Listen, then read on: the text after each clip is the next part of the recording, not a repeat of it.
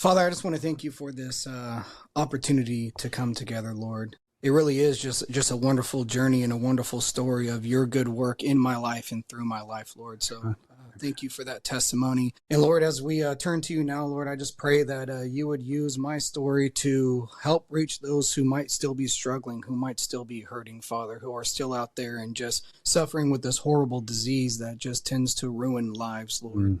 But we know in your word that you bring all things together for good, and my story is that story, Lord, the story of you taking that which the enemy meant to destroy me and turning it into a wonderful, wonderful story of your glory.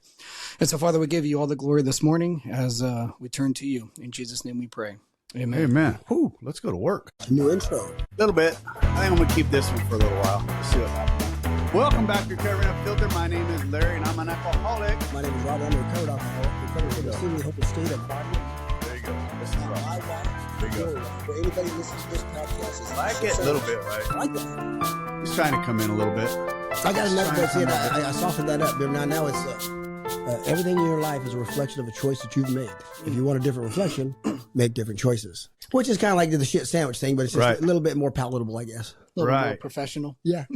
No pun intended. That is our friend Derek you guys just heard.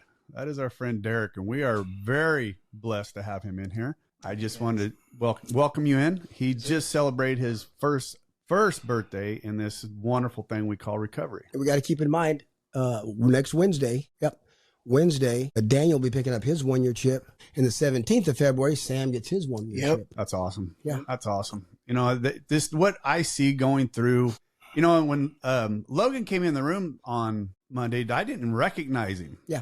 Did you? Yeah. I knew he was because Nate's working with him. Nate's a sponsor and taking him through the steps. So Nate would call me, you know, we'd kind of, we went over a few things and nice. Doing great. No, he sounds like night and day different, doesn't he?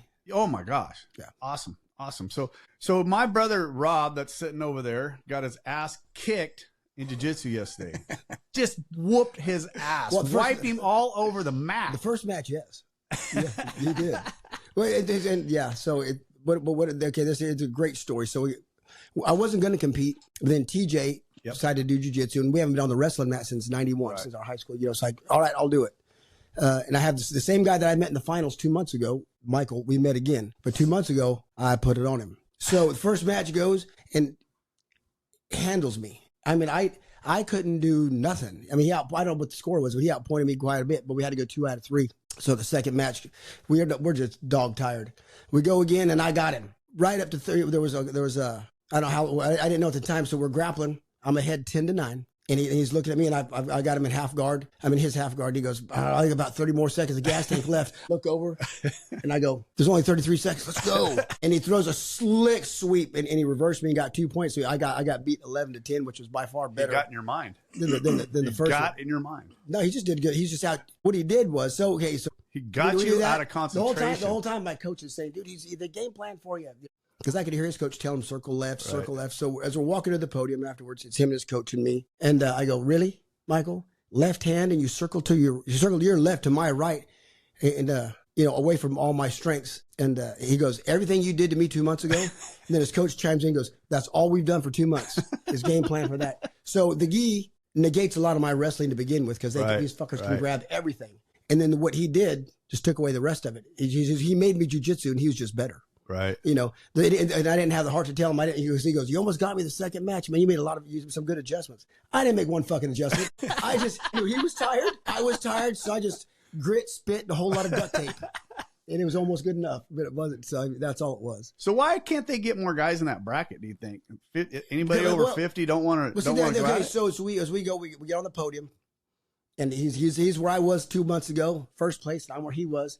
And he passed me on the shoulder. He goes, hey, Rob. And this man's a believer. I mean, he's a real believer, not like me. I mean, this man don't cut. He's a good man. Anyway, he goes, hey, let's keep doing this as long as God gives us the ability to do so. Awesome. And as I'm stepping off, that's when the big book hit me, that God does for us what we cannot do for ourselves. Got much more to do than just getting us sober, keeping us sober. It's every day God's doing for me. Right. And he's right. I owe it to the men who would love to be on the mat, but physically can't. And I still can by God's grace. Keep fighting for me, brother. Hey, I got to now. I've got the first. That fucker got gold the second time. So in March 14th, I got to get some. But see, here's the problem. And I went home and me and Bonnie talked about it. She goes, well, babe, Because she knows him. She goes, he's been doing it for 5 years, 5 days a week. You've been doing it for 7 months, 2 days a week. Right. He's just, and that was a deciding factor. He made me jujitsu, and he was better. So now I've got to get better at jujitsu. My wrestling, they're not going to ask him, hey, next month, in March, why don't we go no-gi this time? He goes, no, against wrestlers like you. No part of that. No. So it's no part of that. So now I've got to get better, which is awesome. It's just something to work for. Do you practice gi? Yeah. Do you? Wednesday, just 1 day a week. Just 1 day a week. Yeah. Sounds like you may want to step that up. I'm going to wear it every day. Just tell them fucking kids, just pull yank on it. Show up to work with your gi no on. Shit. No shit. Just have people pulling and yanking. That's funny. Yeah, but it was good. That's awesome. Yeah, that's awesome. I live vicariously through you on those mats. It's I just want to. I want to wrestle so fucking bad. So me and Logan we planned one this year. There's an open tournament age bracket because I don't want to go wrestle against 20-year-olds. Right. I've already did the 40-year-old grappling, but it was no gi, so I won. Yeah. Against the 40-year-olds. But I want to go. Because that's what this all started. When Logan started wrestling, and my wife doesn't travel well, so we'd go to Vegas, Reno, just me and him. In Reno, there's a great tournament. There's guys my age. I said, that's what we're going to do before COVID. I go, well, you and I are going to do a father-son. That would be fun. Yeah, but then there was COVID hit, cancer hit, and all that stuff. Then I thought he was done. Then he started jiu-jitsu. So God said, you ain't going to wrestle together, but you're going to do this. But I'm going to go to a damn wrestling tournament so I can get back home. My domain. So Eric is going to Vegas here in April, I think, and he's going to there's a big wrestling tournament in Vegas, and Eric got called back into it. They actually called him to ref it, be one of the refs. And Eric said, no. Then he started thinking about it. He's like, no, I'm going to go and compete. I'm going to go and compete. What's funny is I was talking to him yesterday. He was a little bit nervous about it, but I think he's kind of excited about it. So, it's like I told him, I'm like, you keep doing it. You'll be doing it at Rob's age, same way that he, but he's on the mat every day, inside of his gym. Right. I mean, he's there constantly. And that's my life. It's the mat. Because remember, Nathan started about the same time I did, but Nathan doesn't go much AA. Right. He started training 5 days a week. Right. Number one, my body wouldn't handle that, right, nor would my sobriety. So, but I need to kick it up. Well, I told him, so I'm going to do 3 days a week. And then Saturday or Sundays, pull the wrestling mat in because I got one at home. Yeah. And me and my son will just flow. But Nathan, and we talked about this when he was on the show, that is his relief, right? Oh yeah. I mean, he's doing great. No, and he's sponsoring Logan. He's doing right, fantastic, but he has more time to put into it. Right. The way his lifestyle set up than I did. And it shows he did fucking phenomenal. He was dominant. He looked good. He's been put, What place did he come in? He came in first. Did he? But beyond that, he looked fantastic. Will he be JJ? I don't know if he is or not. Okay. I don't know, but that's a step up. Well, it is. That's a step up from what you guys are where you're at. Yeah, just and you got more people in those divisions because of that sanction. Yeah, because of that sanction. Listen to this. This became a fucking grappling podcast. Oh, you're an idiot. Well, no, it's about life. It is. It really is. Because, here's some man right, who doesn't know anything about right, he knows I'm a recovered alcoholic. Okay. He knows about the hip. He knows about the cancer. We've talked, and just a good man. But for him to say that to me, that we owe it, to keep doing this. Right. Yeah. Owe it to God for giving us the ability, and the men who can't, because what a service is basically what it is. And that's go out there and get my ass right, kicked so you guys can't. So you guys don't have to. How's that, motherfucker? It's fun is we do get to talk about that, and we do get to live in life. These are living life on life. This sobriety and God. It's not about not drinking one day at a time. It's about living life happy, joyous, and free. Amen. That's a good point, man. Yeah. It is. And just like what you said with Nathan and what I said, that is Nathan's. Yeah. That's his church, right? That is, like this is to me. When we get done recording, I still have a lot of stuff to do, and I enjoy this, right? I mean, I haven't put a lot of joy. I'm not going to get rid of Monday men's meetings. Correct. Tuesday men's Bible study. I'm not dropping those. Right. And if I'll go Wednesday, Thursday, Friday. Because I've been going Wednesday, Friday. Right. I'm going to pick up Thursday. But if somebody needs to go through the steps, Thursday's back open. No jujitsu. This man, that's just the way it is. Yeah. And if my progress is slower and I get my ass kicked more than I would if I put in more time, so fucking be it. Right. Maybe I need my ass kicked some more. I no doubt about that. Definitely, definitely humbles you. Definitely will humble you pretty quickly, right? I mean, like that, those things. And for me, this is my church. I enjoy doing this. Giving this back. I haven't put a total lot of time into it the last month, but I'm starting to get healthier. You were kind of. You've been through a bit. You've been through just a minute of it. Just a bit. Damn. But we record. This will be the third Sunday in a row that we've recorded because kind of starting to build back into it. But I'm excited for this one. I am too. You know, and I'm going to say this. What's fun about this is for some reason, when Derek, you first came into the Monday night meetings, Michael brought him. Mike, who's a transmission mechanic.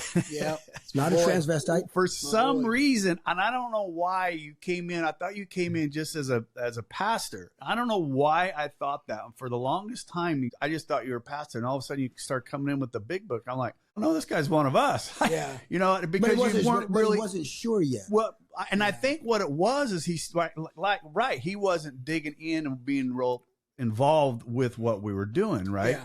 And then once you started bringing the book in, then you started getting, I'm like, no, this guy's an alcoholic. Yeah, well, I knew I was an alcoholic. I just didn't know if I wanted to go through all it took to get sober, you know? Yeah. I think that's what I was. And that group helped you get there. Oh, absolutely, it did. Yeah.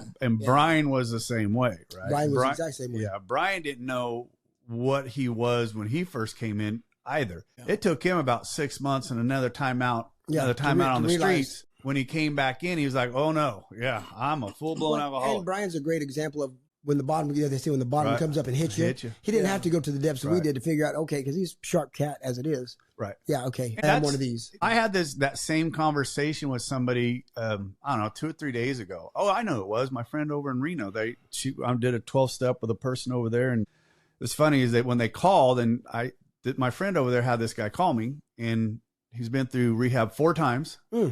And he's still just on a bad path, right? He's still drinking pretty heavy. And he called me. I'm listening to him, and I go, "You ain't done yet, are you?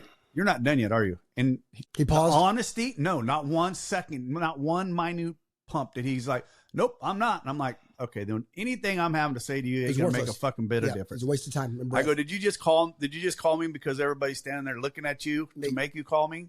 He goes, "Yeah, everybody's been giving me a hard time." I'll tell you what. Why don't you go get finished and give me a call? Yeah. Even though you're all that far away. If you make it back. Even though but I can tell you this: alcoholics only going to end up in 3 places, right? Jails, institutions, or death. Yep. So I mean, you're going to take your choices, and it'll happen now or 10 years from now. And what are you going to drag with you, right? Yeah. So, and it's sad. It's sad, and I hate get off the phone, and I hate that I have to. And Katie's like, "Man, that's tough." I'm like, Katie, I don't have, I can't. It's that spray that doesn't exist that we talk about making that we'll never make. Right.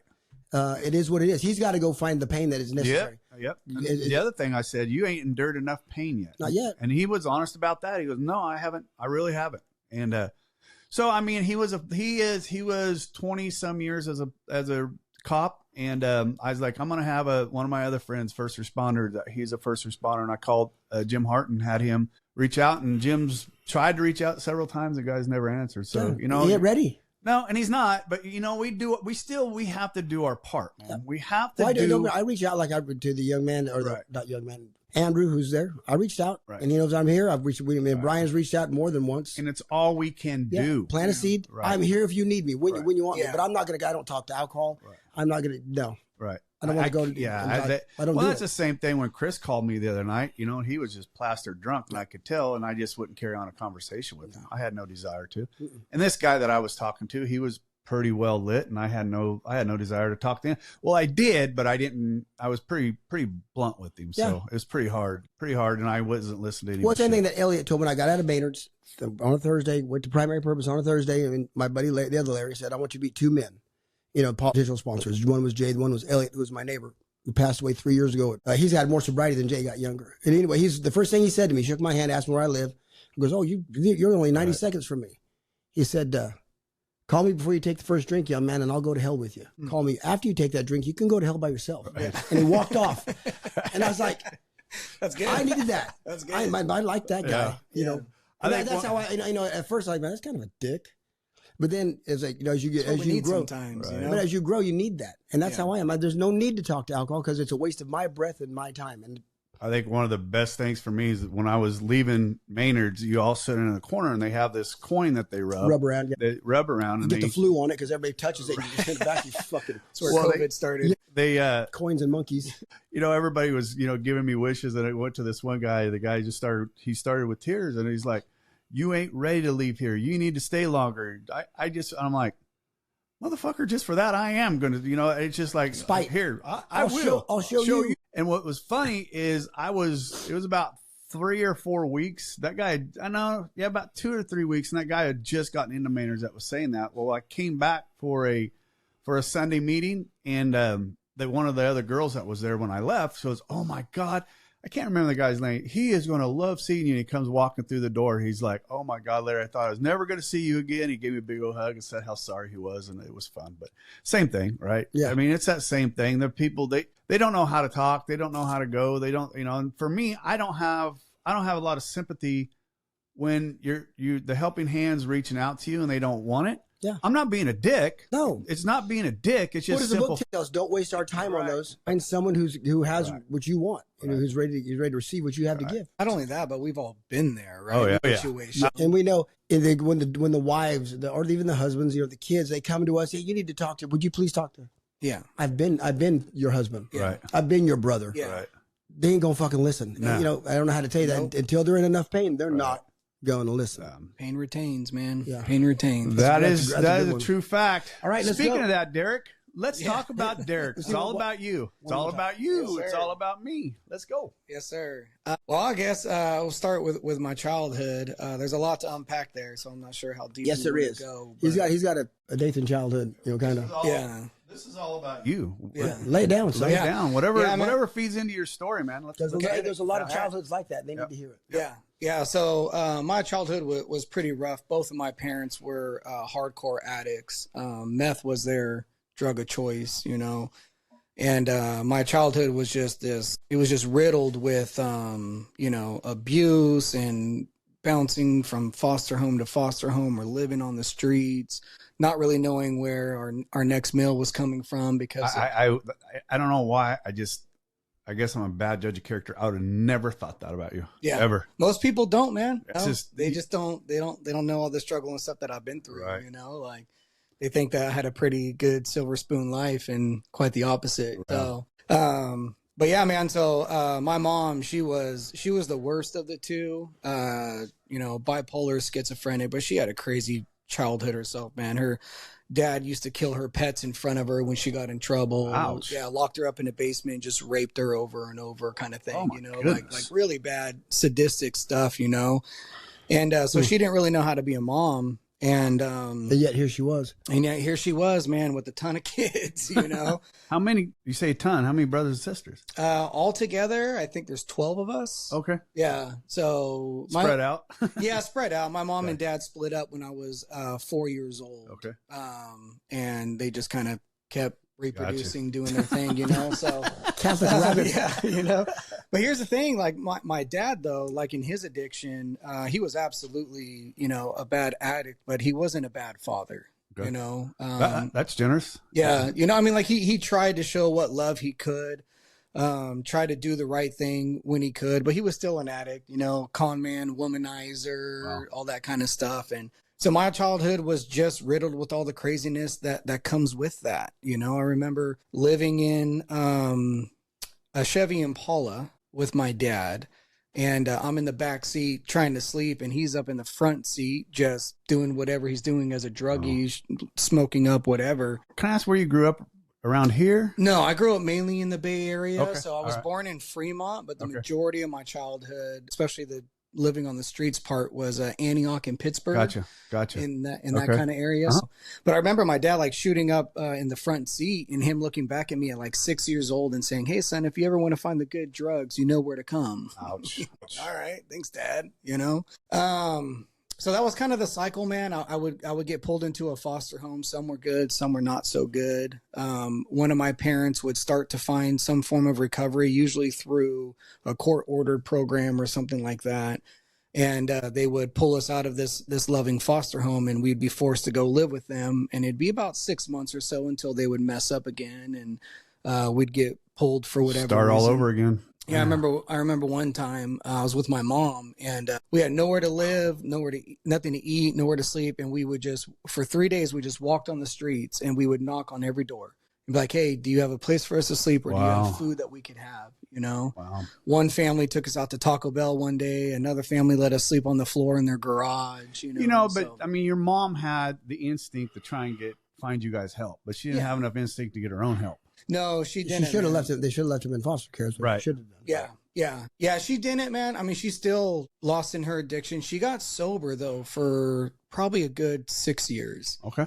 Yeah, she got sober. So I was in foster care. My Uncle Rick pulled me out of foster care at one point in my life, which was an amazing thing for me, man. He's a good man. He's a good dude. Taught me how to love. That's awesome. It was amazing, dude. It changed my whole life. The reason why I am the way I am and not like my brothers and sisters was because of this man. Nice. You know? Nice. Well, I remember him from the step work. Yeah. Well, unfortunately, or fortunately, I guess, my mom got sober around the time I was 14 years old. And, the court mandated that I needed to go back and live with her. That's a rough age for that transition. Well, here's the worst part about it. I love my uncle to death. He's a great man, but he's broken just like the rest of us. Yep. And he doesn't know how to deal with rejection and loss, anything like that. And so I remember what he did was he came up to me and he told me, he's like, hey, look, I don't know how to handle this. I don't know how to deal with this. So I'm not going to say goodbye. I'm not going to say a word to you. You don't exist to me until you're gone. Ouch. Kind of, oh, man. Well, and I still lived with him for like another 2 months, But he fell in love with his name. I mean, but listen to the system. That's just the broken different system that we got. Yeah. But dude, that crushed me. Did he have any kids of his own? Yeah, he had 2 girls of his own. Okay. And he still took me in. It was a big sacrifice for them to do that, but he just didn't know how to deal with that. And so he didn't say a word to me for those 2 months until I went back with my mom. During this time is when I was first introduced to NA at the time. And I fucking hated every second of it, dude. I hate it. I would be dragged to these meetings and I'd be sitting there just as angry young man, angry at my mom and listening to all these addicts that are like, oh man, I'm getting my life together. I'm getting my kids back. And I would just think to myself, dude, your fucking kids don't want you back. Right. Like, they don't want you back. You're going to pull them away from a loving home because your selfish ass is trying to get sober and pull them because you want them back. Right. Like, leave them the fuck alone. And you knew that, right? I knew that. Because you felt the pain of that so many times. I can't wait for Bonnie to hear this because as our kids she had talked about doing, bringing in kids and helping them because she's great. Yeah, for sure. But that's her fear. She goes, because if commitment. her fear is if they come take a kid from me and send it back to one of those, she goes, I'll kill all of them. And they so will. We can't, it's the law. Yeah, it's the law. They want you back with your original parents as fast as possible because they think that's what's best. But I think there's also money tied to it. It's all money. Well, and there's a lot of we have one here, and I coach a lot of the kids in the football. The only reason why she does foster care is for the money, right? Yeah. That's it. Yeah. And she doesn't give 2 turds about the kids. Yeah. And she had a house full of them. Yeah. But it's still probably better than sleeping in a car with your dad shooting up in the front seat. No, she gave him a great home. Yeah. So anyway, my mom is sober at this time. She's dragging us to meetings, and I hate every minute of it, dude. I hate every second of it. And I just, remember promising to myself at that young age, I'll never be like you motherfuckers. I'll never be like you guys. My kids will know me. Right. I'll raise them right. I'll have a family. And for the longest time, man, that was and still is my dream. That's the calling on my life, is that I will be a father. I remember knowing that at a very young age. Good for you. I remember being in a foster home one time, sitting outside of a school waiting for, these were bad foster parents, waiting for them to come pick me up, and they never showed up. And so I'm just sitting there watching all these other kids get picked up by their loving parents. And I'm just thinking to myself, one day I'm going to have that. And I have that now. So it's good. So, all right, so mom starts getting sober, and I hate her for it. You hated her for getting sober? I did, man. Really? Just because she pulled me away from my stability. Okay, yeah. You did mention. Okay. Yeah, I just didn't want anything to do with her, and that was kind of an amends I had to make because I didn't really give her a chance. I made it harder for her than it should have been, you know? Yeah. In her trying to get sober. Well, I remember when she started slipping a little bit, I got injured skateboarding or bike riding or something. And she made a really big deal about it. And, I wasn't crying or anything like that, but she's like, no, you need to go to the hospital. Like, it hurts really bad, doesn't it? And I'm like, no, it doesn't hurt that bad. Like, I'm okay. She's like, no, we need to go to the hospital. So she throws me in the car. We go to the hospital, and the whole time she's coaching me up. Like, hey, it hurts really bad, doesn't it? Like, if they ask you if it hurts, you tell them. Your pain pills. Yeah, man. And so I remember we're in the doctor's office, and she's telling me, she finally comes clean. Is like, hey, mom has really bad headaches, and I need medicine. So I need you to tell the doctor that it hurts really, really, really, really bad, So the doctor comes in the room and he asks me, he shows you that little face chart with the happy face to the angry face, you know? And What's he's your like, pain level? yeah, hey son, what's your pain level? And I look right at her and I go, 0.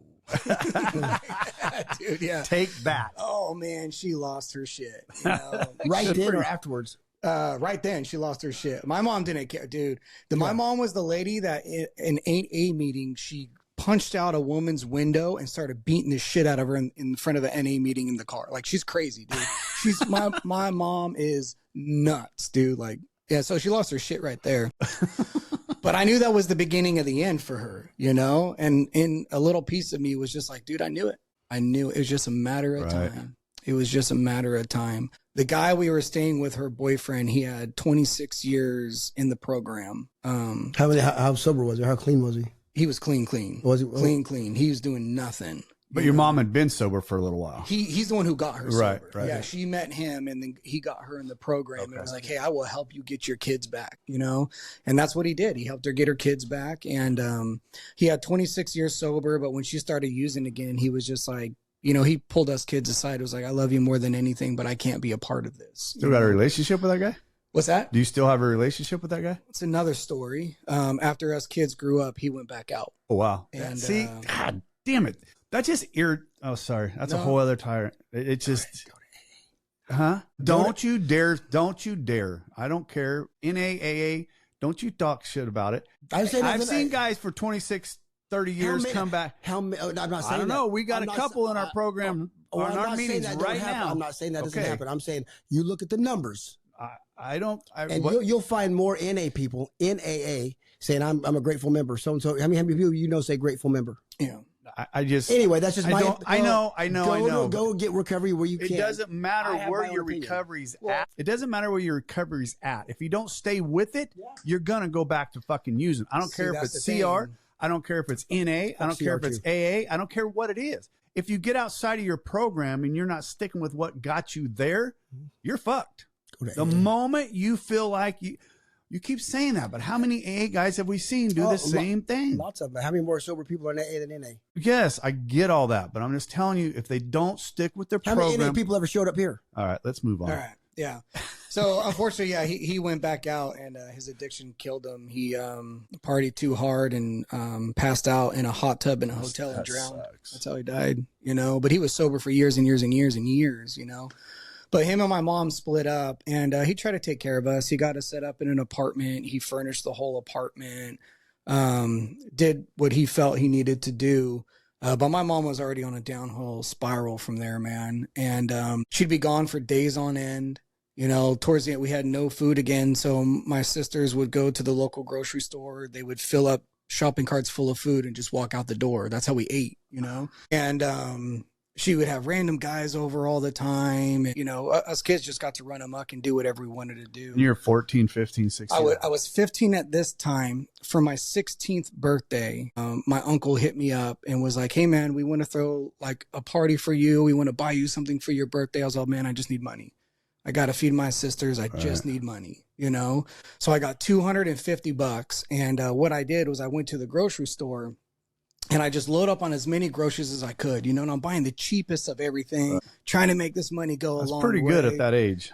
Well, yeah, you know, by the grace of God, I just buy the cheapest of everything. And I get home and I'm thinking to myself, like, man, my mom's going to be proud of me. Like at this point, we had no electricity. We had no water. We were getting evicted, no food, you know. And so I fill up the cabinets and like a day later, I think it was, my mom was coming home from a 3-day binger or whatever. She walks in the door and, you know, she just starts yelling at me like, why the fuck are you here? I told you not to live here. Just crazy stuff, you know? Well, she starts going through the cabinet. She's like, hey, who bought food? You know? I'm like, oh, I did. And she's like, oh, well, thanks. And she starts going through the cabinets and she pulls out the cheap peanut butter and she looks at it and she goes, you motherfucker, you worthless piece of shit. You're just like your fucking, she takes the peanut butter and she slams it on the floor, you know?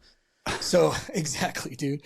So we go back and forth, like we're fighting a little bit. It gets a little bit physical. And she's like, I'm going to fucking kill you. She goes in her room. I knew she had a gun at the time. I hear her like rummaging through her room. And I'm like, dude, I'm not going to stay for this. Nope. And I was locked in my room at the time. So I punched out my window. I jump out the window and I run away. And I had no family to go to. I'm living on the streets by myself. That was the last time I ever saw my mom. Brutal. Yep. I was 16 years old. Last time I ever saw my mom, you know? What a lasting impression. Yeah. And she's still on the street. She's still on the street. Yeah, she's still out there. Do you know if she's even alive? I know that she's alive. My sister, who unfortunately still is in contact with her. But yeah, so that happened. A couple days later, I get in contact with my uncle. Somehow I end up going back and living with him. And then the rest of my childhood living with him was fantastic, you know, till I graduate high school. During this time is when I first started dabbling with alcohol, you know. I remember my first drink way back in the day. I was like 6, 7 years old. My dad gave me a shot of hot damn. Oh. You know that? Yeah. So I take a shot of hot damn and I'm just like instantly like what my eyes are watering, Flames. My nose. Yeah. I was like, oh, this is horrible. So I never really like wanted to drink, but in my high school years, I started dabbling with it a little bit, you know, go to parties, people would drink. And I learned real quick that when I drank, I was the life of the party. Right. Man. Everybody pretty common. Everybody loved me. But it filled a void of the affirmation, right. You know, and I really needed that as an abandoned, broken young man, sure. You know, needed that affirmation, but it never really took off for me that much in high school.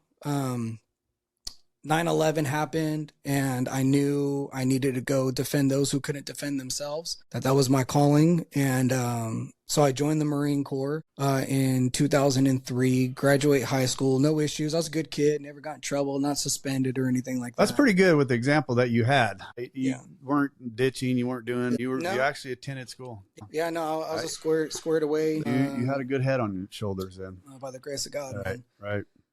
So I joined the Marine Corps, and that's where my drinking really took off. Yeah, buddy. Nothing like the service. Oh, man. The Navy taught me. I ran away to the Navy to get away from meth. Yeah.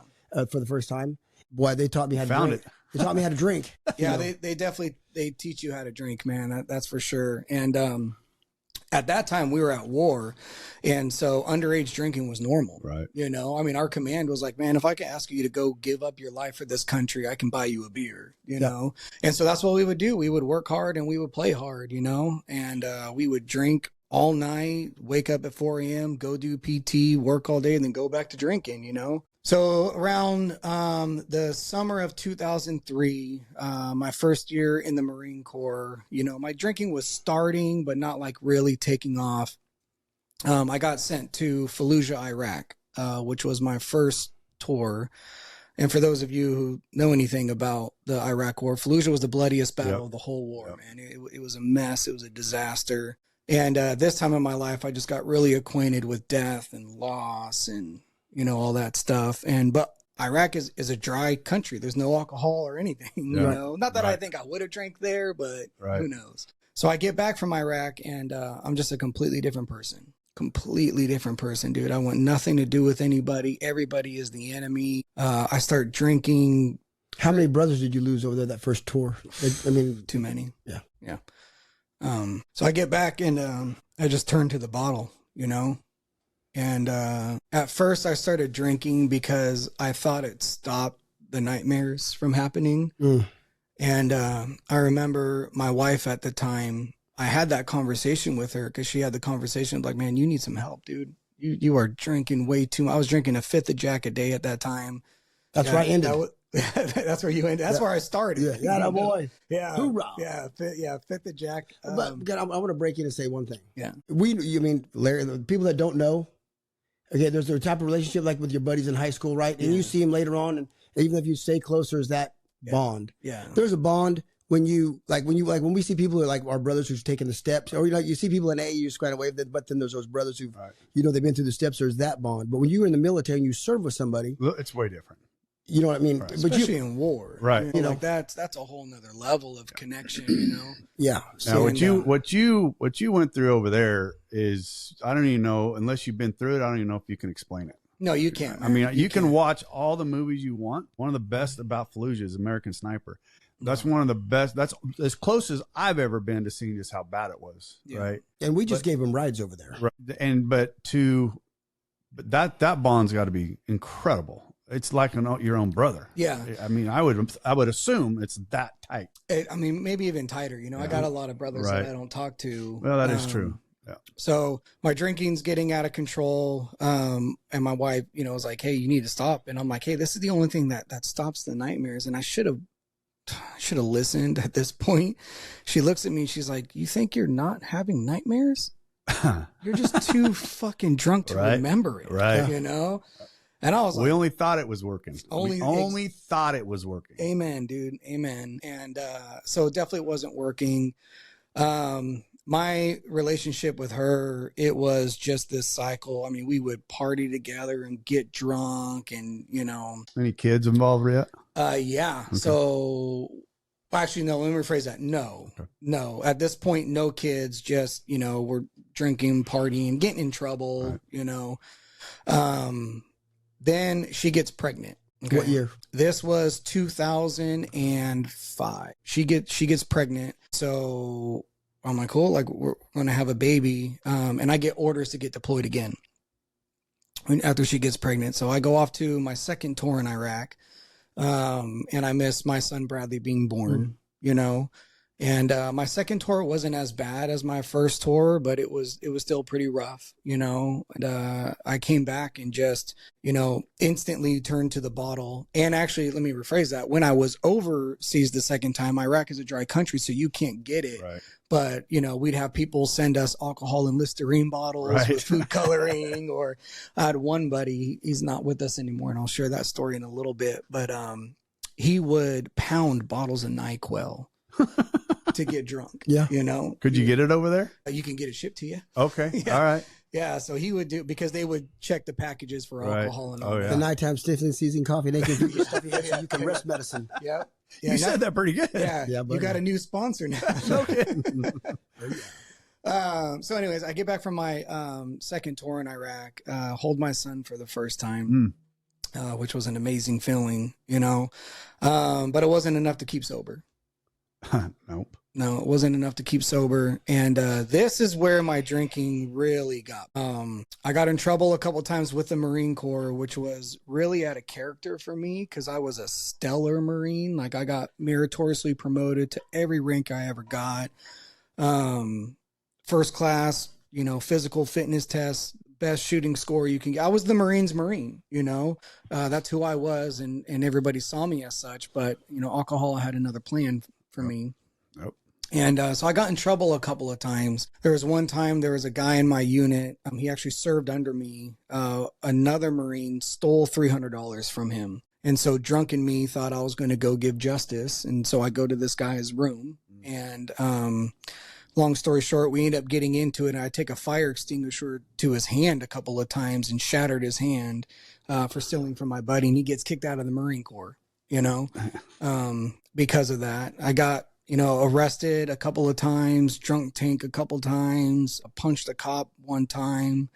MP though at that time. No. This was out in town. Oh, gotcha. This was out in town. So I should probably back up a little bit. So my wife at the time, she was just as alcoholic as I was. And when she drank and I drank at this point in my life, all we wanted to do was fight, It didn't matter who it was. We just wanted to fight. And so we're at a bar one time and she gets drunk and her best friend is with us. And I don't know what transpired, but they ended up fighting. The fight goes out into the middle of the street and there's like everybody just circling around watching it. And Cat fight. Dude, but it ends up turning into like a bigger fight. Big brawl. And dude, it was crazy.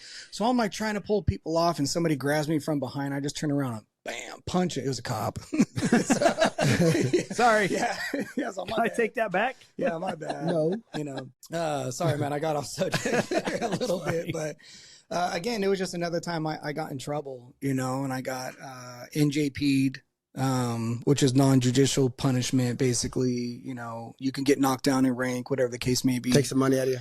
Take some money out of you. So they NJP'd me, and then 3 months later, meritoriously promoted me. So that's the kind of Marine I was, Worked your way back. Worked my way back. Yeah. Worked my way back. But this time I was drinking every night, every single night, just trying to stop. And your drink of choice was? Jack Daniels. That kid. Yeah. That's what I'm talking about. Yeah, that's why you like me so much. I love you, buddy. Yeah, I love you too. Choice. Yeah. Yeah. So, where do I go from there? Sponsored by Lynchburg, Tennessee. Yeah. Yeah. So, anyways, You guys are drinking and fighting. You and your wife. drinking and fighting all the time. But your son's born now. But now my son is born. Yeah, now my son is born, and luckily he's too young to realize the craziness he's growing up. You're back home after your second tour at this point. Back home after my second tour. Yes, sir. Yeah. Yeah. That continued for the rest of my time in the Marine Corps, you know, getting in trouble. Oh, actually, the Marine Corps sent me to rehab. While you were home? While I was home. Okay. Yeah, the Marine Corps sent me to rehab after I got that NJP, that non-judicial punishment. They sent me to what we called SACO at the time. It was basically like, you know, alcohol, substance, a counseling outpatient program, whatever. And so they sent me to this, and, you know, they started asking questions like, well, how often do you drink? I'm like, oh, every day. How much do you drink? You know, whatever it takes. The jack. Yeah, whatever it takes. Yeah. As much as I can. Yeah. So they sent me to this program, and I go to this program, and it takes me fully away from my job in the Marine Corps. My only job in the Marines at this point is getting sober and staying sober. And I got sober for, I don't know, 60 days that I had to go to that program, you know? And I get out of this program, and the first thing I did was go to the local liquor store, man, and grab a bottle, you know? Had to celebrate graduating rehab. Absolutely. You know, as every true alcoholic does. But you were going to satisfy a court. You were going to satisfy the Marine. That was, you had no desire to go to that rehab. No, I had no desire to go to that rehab. I mean, it was good in the sense, like, they did a lot of digging into my childhood and stuff. And so it was good from that. That's what Rachel Berry, that's been on here. That's Dr. Rachel that's been on here. That's what she does. She's in a vet over in Reno. Yeah. And that's the program that she runs. Yeah. Yeah. So no, I was there just because they told me to be there. But like everything I do, like I want the Marine Corps to look at me good. And so I did the best I could, you know. But as soon as I got out, in spite of. Yeah. Yeah. But as soon as I got out, right back to the bottle, man. So I get out of the Marine Corps, and how long did you spend? 4 years. Yeah. So 2 tours? Yeah, 2 tours, 4 years. I got out because I missed my son being born.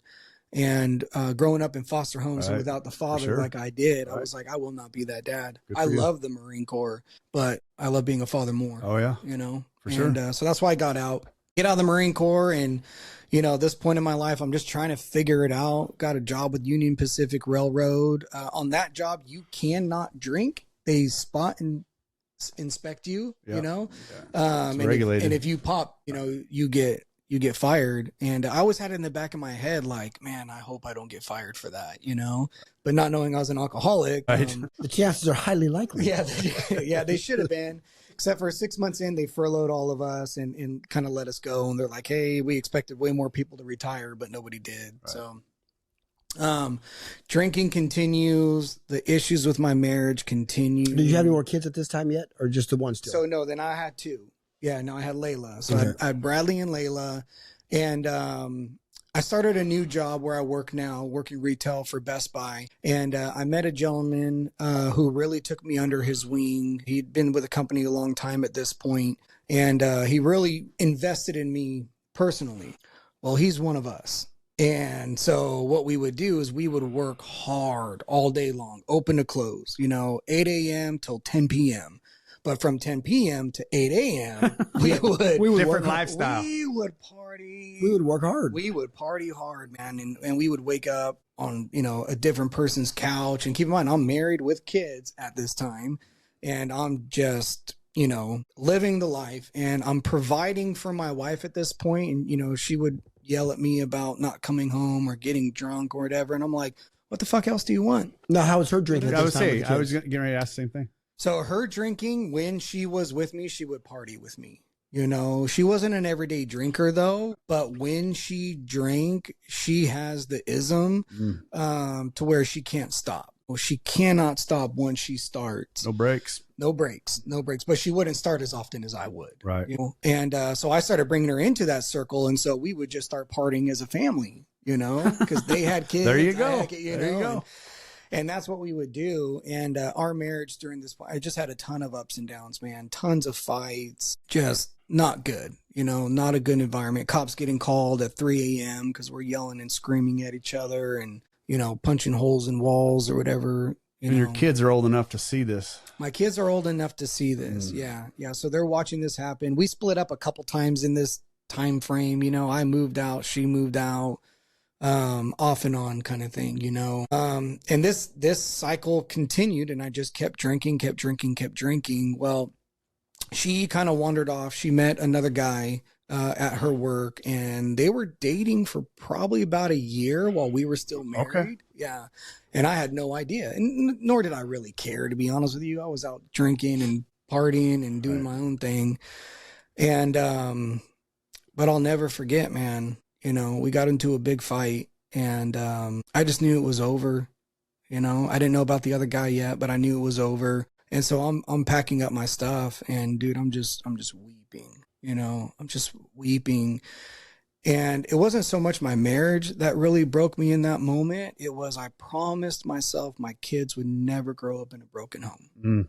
They would never grow up the way they would. You felt the failure. I felt the failure, dude. They would never know what a food stamp is. They would never know what it's like to not have both parents around, dude, so walking out that door meant I failed.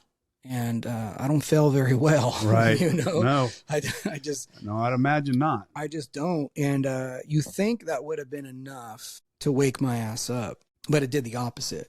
It just threw lighter fluid on my addiction, because now I don't. Well, you got more pain. Yeah. Now. Your pain, you went, everything you saw in the, in Fallujah and over there, you're drowning all that. Now you got to drown this failure. So you've got to drink more. Yeah. Because that's still your solution. Right. You have no other way to go. Yeah. Right? That was absolutely the solution. You have to bury it even deeper and deeper. Did drugs ever come into play? No. Just no. booze. You know what's funny? You just disappointed. It's never too late. You just disappointed Rob. Yeah. Well, here's the thing, man. Like, I saw what drugs did to my parents. Right. Exactly. And Brad's the same way. Right. That's why Brad never touched that. Right. Yeah. And so I swore off that stuff at an early age, Like, I mean, I don't even take pain medication when the doctors give it to me. I'm like, nah, dude, I ain't doing it. Bring that shit my way. No shit. Let me have it. Just kidding. Crush it up and snort it. They don't do nothing for me. I want the real stuff.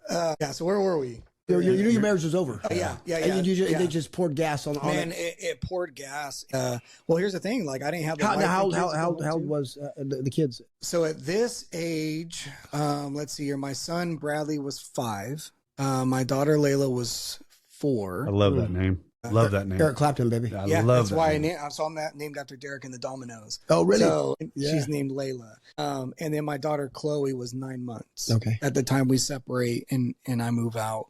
And it was a real nasty divorce, dude. I had a lot of violent stuff on my record. And so she got a restraining order, kept me from the kids. I had to see them under supervised visitation. And I honestly, Derek, I'm just baffled by you even saying that story, because I just did not see that in you at all. Yeah. At all do I see that in you. Yeah. I know his 5th step, so I know. Yeah. I got all that. I know, but it's just. But you don't see that. Don't see it in the way you carry yourself. I just don't see that. Good for you. Which means what you see is the evidence of God. What God can do in human life is He's perfect. Absolutely. Yeah. It's amazing. Man. Absolutely. Yeah. I just strive to be like Derek. That's why I'm glad you asked me, because I'm working my way towards you. I got to be more like Derek, because I'm an asshole. I'm no fucking good. Yeah. So I'm just throwing fuel on the fire at this point, and I'm basically living in the bars at this point, and there's nothing to stop me. I have no wife to come home to, no kids. And right now you're a victim, because that bitch is keeping me from it. She got the courts on me. It's all her. And you're at the bar telling all your buddies how bad she is. And, Yep. Oh, come on. Yeah. And so, I mean, and it gets wild. I mean, just out of control. We're still over in the Bay Area at this point? No, I'm so when I got out of the service, my wife at the time, her family lived in Oakdale. Okay. And so when I got out of the service, we moved to Oakdale. Okay. So this time is all Oakdale. Gotcha. So this is all Oakdale. I'm just running and gunning. Alcoholic capital of the world. Oh, wait, it's cowboy capital of the world. Yeah, tomato. Yeah, right? 6-1 does same thing. What's the difference? Yeah, same thing. And so I'm just running and gunning, running amok. And I met this girl who's my now wife. And she was in a little bit of a tough spot in her life too, which is why she was attracted to an idiot like me. Well, takes one to know one, right? Takes one to know one, And I remember, like, you know, she came up to me one time and she's like, hey, I just want to know, like, what is this, you know? And I was like, this is fucking nothing. You know, like, I'm fresh out of a divorce. I don't have anything to give you. I am broken beyond repair. I have nothing to offer you. Like, this is nothing. And I really thought that I had nothing to offer anybody. You know, I was just, it's a sick feeling, isn't it? It is, man. I was just barely hanging on, you know? Okay. Let me ask you, stop. Were we wrong? No. Were you wrong? No. No, you weren't wrong. No. I wasn't wrong. I had nothing. Yeah. Nothing to give, nothing positive to give. I had nothing. The only thing good in me came from God. Yeah. I cannot, if I could have pulled myself up by my bootstraps and did this, and then I wouldn't fucking need you guys. I wouldn't have needed God, but I need you both. Yeah. You know, I had nothing good to give. You weren't wrong. No. I mean, it was like the nice way of me saying, like, I'm going to ruin your life.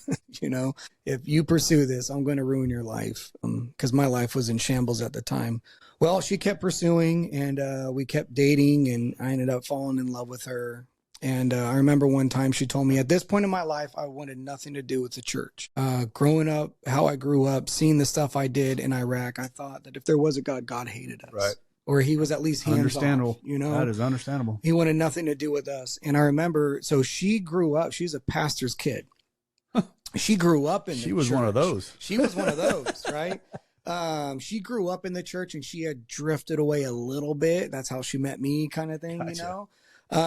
But she told me one morning, she's like, hey, look, I really think this could be forever. But if this is forever, I need you to give God a chance. She's like, I'm not asking you to be, you know, I don't need you to lead worship, whatever. She's like, just come to church with me. That's all I'm asking. And yet, I got to go watch you preach. Yep. You got to go watch me preach, you know? And, you always have to jump so far ahead. No, I didn't do it. We're going to get there. We're going to get there. That's what you call baiting the audience. Yeah. Wait, because there's good. Oh, wait a minute. Now wait, there's more. Yeah. He's baiting the kind of the audience. Listen to this. He's the kind of guy you take to the movies and go, man, I love this movie. It just sucks when he dies at the end.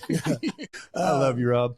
I love you too. No, but they know this. Yeah. Right. Okay. How does it go from here to there? Right. That's the story. Yeah. Oh, there we go. That's the story, right? Thanks. So she's like, hey, like, I just want you to give it a chance. Like, will you come to church? I'm like, yeah, sure. I really like you. You're pretty. I'm gonna go to church for you, you know.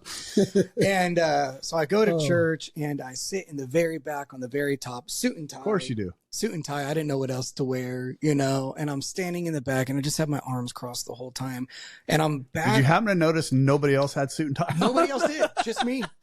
Well, because I thought I wasn't good enough to be there. That's the thought that gets put into our heads as a child, right? Yeah. And so I'm there and I'm watching everybody and they're praising and they're worshiping. And I don't know why, but I just go back to my childhood in those NA meetings and thinking, you guys are all hypocrites. Like, I'm just, you know, like, I don't know why. That was my initial reaction. Because that's the only evidence that you had. But you're not wrong. Yeah. No, he's not.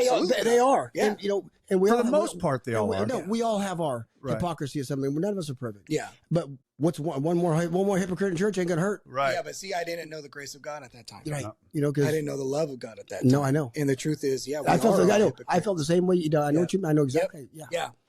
And so my story of coming to Christ wasn't this one where I just like, hey, I'm at church and then I get saved. You know, I just kept going. And at this time in my life, I'm still drinking. I'm living this dual life, you know. There's a lot of them that do. There's a lot. And God keeps bringing these guys into my life. Rob, you're one of them. But God keeps bringing these guys into my life that were the father figure that I never had in different areas of my life, you know. And each one of them is bringing me more healing and restoration in different aspects of my pain and my brokenness, you know. And, but it took years, you know, and I would still drink and I would lead men's ministry and I'd still drink and I would go to these men's conferences. Right, yeah. You know, and so I was hiding it at this point, you know, I was hiding it. I was sneaking it. My wife knew I was an alcoholic. But no one else really did. You know, we're good. We're pretty good. Man, because on the outside, like if you looked at my life at this point, like my kids loved me. I fought super hard for 3 years with the court systems to get custody back of my kids. I was getting promoted super fast through work. I was, you know, rebuilt my whole life twice over pretty much. Beside you were shining. Man, dude, everybody thought I was just awesome. How was your wife handling you in that dual life? Because she knew that you were playing a dual life. Oh yeah. So how did your wife handle you in that situation? Just curious because I mean, I just interested in how she handled that. My wife is a woman of wisdom. Nice. I like that. Good for you. She is a woman of wisdom, and she knew exactly what was going on. And so she gave me just enough support. Nice. But also enough wisdom in the moment, if you will. Good. You know? And so she was obviously not a fan of it, but she never took it to me. She took it to her God, you know? That's awesome. Yeah. Yeah. She never took it to me. She always took it to her God, you know? And thank God she did. Right. Because if she ever took it to me, it would be a blow up. Right. Go, oh, you think I'm a drinker? Let me show you what drinking really Let me is. show you. You know? Yeah. I'll show you. And so during this time, I got into little pieces of trouble here and there. Never really got caught. I totaled a car out in the middle of an orchard, but called my buddy. So they picked me up before the sheriff got there, kind of thing. So never got a DUI. Never did jail time again. Hold on again. Oh, you're never mind. Go ahead. Because jail time with the ex-wife. Right. Never did jail time again. Gotten a couple of fights here and there, like from drinking too much with buddies or my brother or whatever the case may be. But again, everything looked pretty good on the outside, but on the inside, dude, I was dying. And this is the part that I didn't understand in my alcoholism, because I got to a point to where I was done drinking, or so I thought. Right. And I would pray to God, being a Christian at this point. Right. And I would ask him, oh my God, like, you don't want this for me. I don't want this for me. It is destroying. Would you please snap your fingers and take it? Everything good that is in my life. Like, what are we doing here? Like, why are we letting the enemy win? You know, why won't you do something about this? And God saying, what's God telling you? Derek, why are you leaning on a shovel and not digging? Exactly. And praying for a hole. Drive I had, I would be praying with a beer between my legs and whiskey in my coffee, praying, God, please take this from me. Yep. But yet I did not stop fucking getting it, right? And just praying, God, take this obsession from me. Yeah. Take it from me. And I remember I would wake up, man, and I'm just a shell of a man, you know, and I'm bawling my eyes out because I did it again. You know? Yeah, I know. And all the promises you make yourself, like, I'm never drinking again, you know, only to be drunk again at noon, you know, and wondering how the hell did I get there again? You know, how did I mess this up? And so this continued. There were stints of sobriety here and there. I actually had 1 year sober, just white knuckling it. That's miserable. It was the worst year of my life. Yeah. I mean, I'm surprised she didn't go buy you a bottle. Yeah. No, I ate my wife one time. She didn't buy me a bottle. I had quit chewing tobacco. And she had came home, and I was still drinking, but she came home with a can of Coke and just sat it down there and said, you know, basically just start because you're a fucking prick. Right. Yeah. You know? Yeah. So my wife didn't go that far, but I remember like I was just white knuckling it, dude, just dry and just angry at the world, even worse than I was before, because I didn't have a way to numb it and, you know, at least try to get some reprieve, or so I thought. And I remember at like 11 months There's some AA talk right there. Yeah. But like 11 months sober, I remember just looking at my wife and we were in our front living room and it was just a normal day. You know, the sun was out, everything was fine. I just look at her and I'm like, hey, you know what? I think I'm gonna start drinking again. And she just looked at me and she goes, okay. And that was it. I got to meet your wife. Yeah. Oh, she's an amazing woman. She sounds pretty good. Yeah. She's an amazing, no fight, no argument, no nothing. She knew that she didn't have any control over it. Nope.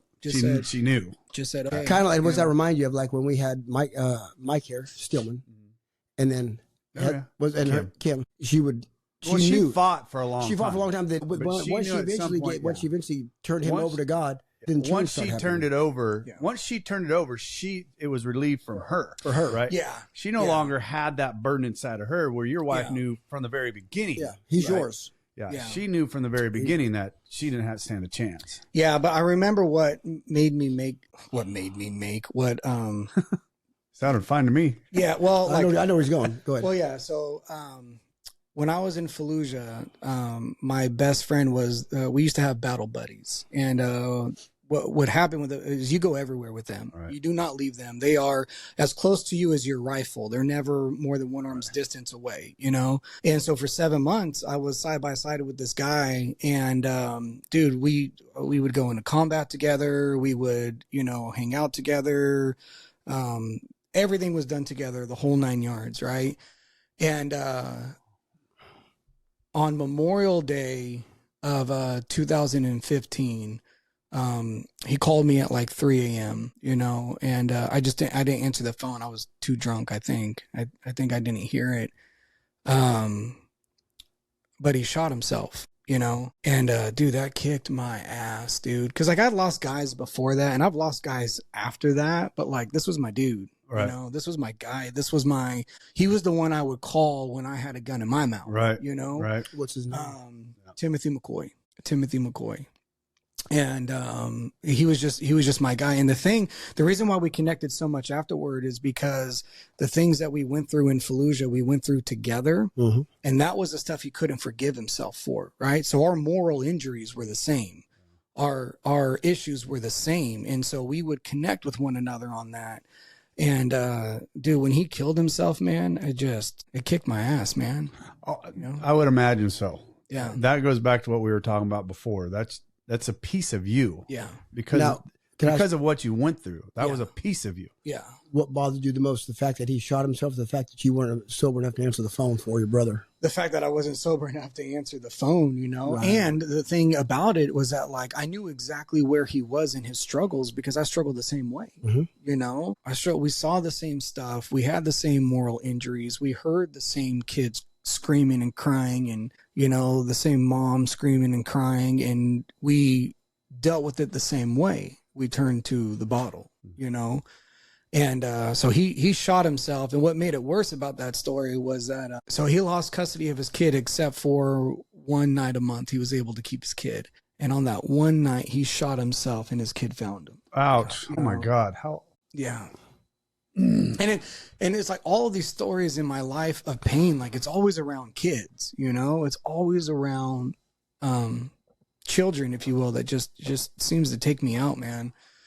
And so that really did me in. That sends you back to your childhood, I think, a little bit. I mean, you would imagine that trauma of that sends you back to your 12, 13, 14-year-old life. Yeah. Right? Even my 3-year-old, you know, I mean, like just, you know. Trauma. Right. Yeah. And just all of that. So that got me right back into it. You know, and I picked up like I never stopped, you know, if not worse. And so I'm drinking at this point, but again, it still looks good on the outside. I'm still active in the ministry, you know, doing all kinds of God's work. So I just got to ask this question. Yeah. When you're ministering in a men's group or something like that, at any point, are you going, hope this is done soon so I can go get a beer? Or a drink? You know what? No, actually, surprisingly not. And here's the reason why is because when I speak to men, I am 100% transparent. I never hid anything from them. You know, I didn't go out there and say, hey, my name's Derek, I'm an alcoholic. Right. You know, but I didn't pull punches either. Right. And so I was able to connect with a lot of men over that because in the men's ministry I'm a part of, we call it like relational bridges, right? Mm-hmm. Like the shit I've been through allows me to connect with the shit you're going through, kind of thing, you know? And so, no, it wasn't really like, oh, I can't wait to get out of here to get a beer. You know, that was more of the rest of life. Yeah. But during the ministry time, not so much, but let's fast forward a little bit, right? Cause like my marriage is just barely hanging on, dude. It's hanging on by a thread. I'm barely hanging on. At my worst moments, I'm drinking all day. I wake up, I drive to the liquor store, I pick up, you know, 2 tall cans or, you know, bottle of alcohol, whatever the case may be. I drink that on my way to work. Well, doesn't that sound familiar? You know, I get to work and I white knuckle it for a couple of hours until I could take my lunch. I take my lunch, I drink on my lunch. Right. Come back to work maybe a little bit later than I should have, you know, and just wait until I can get out of there. I get out of there and I go straight to drinking. You know, I'm sitting at a bar somewhere. I'm sitting on the side of a road somewhere, anywhere I can get alcohol and be by myself. And, you know, I would lie to my wife and say, oh, I got stuck late at work again, you know, and she knew better. She knew all that stuff, and so it's just getting progressively worse and worse and worse. What really did it for me towards the end there is at this point in my life, again, I knew I wanted to get sober. I just didn't know, I couldn't do it on my own. I've tried. So you knew you were an alcoholic. I knew I was without an alcoholic a doubt, right. because I couldn't stop. Right. Oh yeah. Like for sure. I couldn't stop. I'm going to ask you a question, but only because I'm just going through this right now. During that period of time, you knew you were an alcoholic, but did you know your life was unmanageable? I don't think I did know that. No, because see, that's what that's the trick. But once again, that's exactly. I just wrote a 4-page. I mean, with my new sponsor, I just wrote because that was the biggest thing for me. Yeah. Right?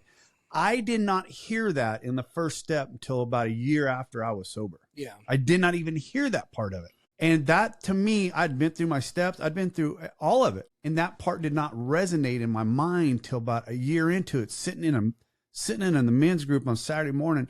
And a guy talking about it. It's not the first part of that step one that got me. It was the second part that got me. And I'm like, because you were so high functioning. Second? Yeah. What second part? Yeah. Oh, life was unmanageable. Yeah. My life was a fucking wreck. It was. And I didn't know that from my life. I thought it was like, hey, I'm doing pretty good. No, for sure. And so compared to the rest of my family, God, I'm shining like a diamond, baby. Right. Yeah, dude. I'm good. I mean, and dude, people would tell me all the time, like from my past, my history and all that, they're just like, man, you're such an amazing man. Right. Only you really knew me. You're a true man of God. Yeah, only you really knew me, But at times you were. Yeah. At times, I mean, it's never. Double life. When you're living the double life, I've been there. Actor, right? But when you're doing the right thing, you're doing the right thing. So but that true Jekyll and Hyde. No, absolutely. Yeah. But we weren't always the devil. Yeah. We weren't always an angel. At times we were both, and I'm still that way. Yeah. I mean, but just differently. You know what I mean? Yeah. It's just not to the extremes. I'm still what goes on in here. Does it come out? No. Does it come out into here? No. But yeah, that's why God keeps men in my life and keeps me busy with what He keeps me busy with, because Rob's nuts. Yeah. Oh, true fact. Yeah. True fact. Yeah. And he puts men like this in my life because that gives me something to strive for, which is better. And he always brings men in my life better than me in certain ways that I can resonate with and see, because now I strive for that because I want to be that. Yeah. So as much as they needed me at the time, now I need them. Yeah. And I chase. Well, that's actually kind of how I got sober, right? Because that's kind of how I met Mike. And so Mike starts coming to our men's ministry, and I'm spending some time with him, and it's just not clicking for him. Right. He's not getting it, and so he pulls me aside and he's like, man, like, I really need your fucking help with this whole Bible thing, dude. Okay. Like, I'm not getting I love it. that, man. And I'm like, Michael. Yeah. And so my instant reaction is like, yeah, sure, Mike, like, just hit me up, brother. Like, whenever you want to go. And I think deep down, I'm like, please don't fucking call me, but here's my phone number. But we're obligated by God. Yeah. Did you know he was in a recovered Had no alcohol? idea. Okay. Had no So idea. neither one of you knew either. Nope. Both of you had no idea no what was going idea, on. That is right? a God moment. Yeah. That is a Yeah. God Had no situation. idea, but it gets better, right? Because like he's persistent, right? Oh yeah. Yeah. Yes, he is. So he keeps hitting me up, and it's not that I didn't want to go spend time with him. It just didn't align on my schedule. I'm mentoring these other guys and involved in all these other ministries. in the bar and the drinking. and the I bar and the got to drinking. drink. I got to get that in there Well, plus somewhere. at this point, I'm running a $75 million store There you with go. 100 and something employees. Like, I'm juggling a lot. That is a high functioning alcoholic. yeah, 6 You're the kids. same way. Yep. Oh yeah, I know. That's where your and I story is very, very much alike. And that's where the unmanageability. Right. I'm and that's what I'm saying. all Oh, this, yeah. yeah. And guess That's what? you struggle with. And guess what? Inside that 4 pages is that got done right. The unmanageability turns into the insanity that we were in. It was so. I mean, as I'm writing through this and doing that unmanageability and thinking about it, because my new sponsor wanted me to talk about both sides of that, right? So I talked about the unmanageability and the insanity of what we were going through, and how the unmanageability and the insanity all wraps together. Oh my God. Never even put it all and together. the shit we tell ourselves. Oh yeah, for sure. The self-talk at that Oh, point, bud. we're the best fucking salesmen in You the world. damn right. Especially when you want to buy what that motherfucker's selling, and it's me. Right. Yeah. Damn, I want to buy this guy. Right. Plus, the bar for my last name and my family was so low. Oh, yeah. Like, I'm doing great. Right. So Mike keeps hitting me up, and I just can't find the time to get with him. And, well, I went out on a pretty bad binger And me and my wife got into a big old fight about it this time. You know, Mike's hitting me up. It's like, hey man, like you want to grab breakfast or something? I'm like, yeah. Still no idea you're an alcoholic. Still no idea. Still no idea. So I'm like, yeah, man, let's go to breakfast, dude. So we go to breakfast in Oakdale, and we're sitting there. I'm hungover like a motherfucker, right? Last thing I want to do is sit there and eat breakfast. Yeah, my stomach ain't ready for this. Right. Last thing I want to do is eat breakfast, right? And so like this guy sits down, and he's just throwing up all over the table, I fucking dude. love Michael. His whole fucking life, like all this stuff, dude. And I'm like, dude, like I don't care, you know, like. But I'm just smiling and nodding, and he's going, and then he starts bringing up like, you know, his recovery and all of this stuff, you know. And he's like, man, I really need help with God, and like I don't know, man, like it was just this divine moment where I just look at this man. And I'm thinking to myself, Gave I'm me like, goose. I dude, fucking felt it. dude, like I just, and I don't know, like the only way I could describe is I looked at him and was like, man, I need you. You You said know, that out loud to I him? didn't. Oh, No, it was in my mind, and I was like, dude, like I need you. And so I told him, I was like, hey, Mike, I was like, I really think we can help each other, dude. And he's like, well, what do you mean? I was like, look, I can help you with the God thing, but I need help with this drinking thing. You know, what was Michael's response? that just typical Mike. Okay, you know, like, There's a group of guys I'll introduce you to. Well, no, that's what he said. He said, oh yeah, man, you know, like hey, I go to a group on Monday Never even night. hesitated. He's looking at you for God. Yep. Completely blacked out about you being an alcoholic. Completely had no blacked thought out. process. I don't know how I didn't smell it on me that morning. Though. I don't know how he didn't say what. Yeah. No, he just okay. Like, yeah. Wow. Yeah. Okay. Yeah. And so that's how I got started in Monday night, but I wasn't sober yet. I think that's the part where I remember this. Yeah. Yeah, I do. I remember. Yeah. So he got me started in Monday night. And now keep in mind, I wanted to get sober. I just didn't know how. Right. But I didn't want to be in a room of a bunch of you motherfuckers. Right. I don't blame you. Because that's where our room. Yeah. We're not an AA group. Yeah, I can't- that I can't room blame is you. not an AA. But I promised myself I would never be there. Right. I promised myself I would never be there. So what did you It was think when a you got pride there and you thing. started meeting us? So at first I was like, what the fuck is this? You know, because it wasn't a traditional AA meeting and I grew up in meetings. Right. And so I'm like, what the fuck is this? But what was extremely helpful for me though, because I've tried programs in the past. I tried Celebrate Recovery because it's faith-based, Right. Yeah, you know, Hey. and it didn't work. Right. It just didn't work for me. Right. I tried AA in the past. It didn't work for me. I tried the Marine Corps rehab. It didn't work for me. You weren't ready for it. I wasn't ready for it, right? And then I came into this room and I was like, this is like nothing I've ever experienced before because it had the right amount of edge, but the right amount of God. And that's you what know? I love about it. You hear Like- the F word and God in the same sentence. well, that's the thing, right? Like I related a little bit to like men's ministry. Like when we throw on men's retreats, it's not your typical men's Bible study, right? Like we don't pull punches. We don't, sugarcoat things and tell you all the, stuff that the world is going to tell you. We're in your face about it, right? And I felt like that was the power of the Monday night group. Right. And right? it is, Yeah. for sure. And it had, You ain't getting away with bullshit in that room, bud. no, You no. ain't getting away with No, and anything. it had a good mix, but I still didn't want to be there. I was going there because I wanted to get sober, but I didn't think it would work for me, And I think it was you. You kept alluding to doing the steps, I have a habit of that shit. You do have a habit of doing that shit. It's fucking annoying. You have a habit of that. And so I remember going to those Monday nights and looking at the steps. And I was like, dude, I can't do this. What part of it? What an order. What an order. What an order. I can't. The part for me that was the scariest was actually making the amends. Was the scariest. See, that's the part I for couldn't me. look forward to. That's the part I looked forward to because that's the part I knew. That's the part I couldn't wait to get to step 9. Oh yeah. I could not wait to get to step 9 because when I had that moment of clarity and that opening of the light, the fucking first thing that came into my mind is I owe a lot of apologies. Yeah. Before anything, because I knew the shit I had done. Mm-hmm. Keep in mind when Larry says that, we know that an amends is not an apology, but we know what he means. No. Yeah.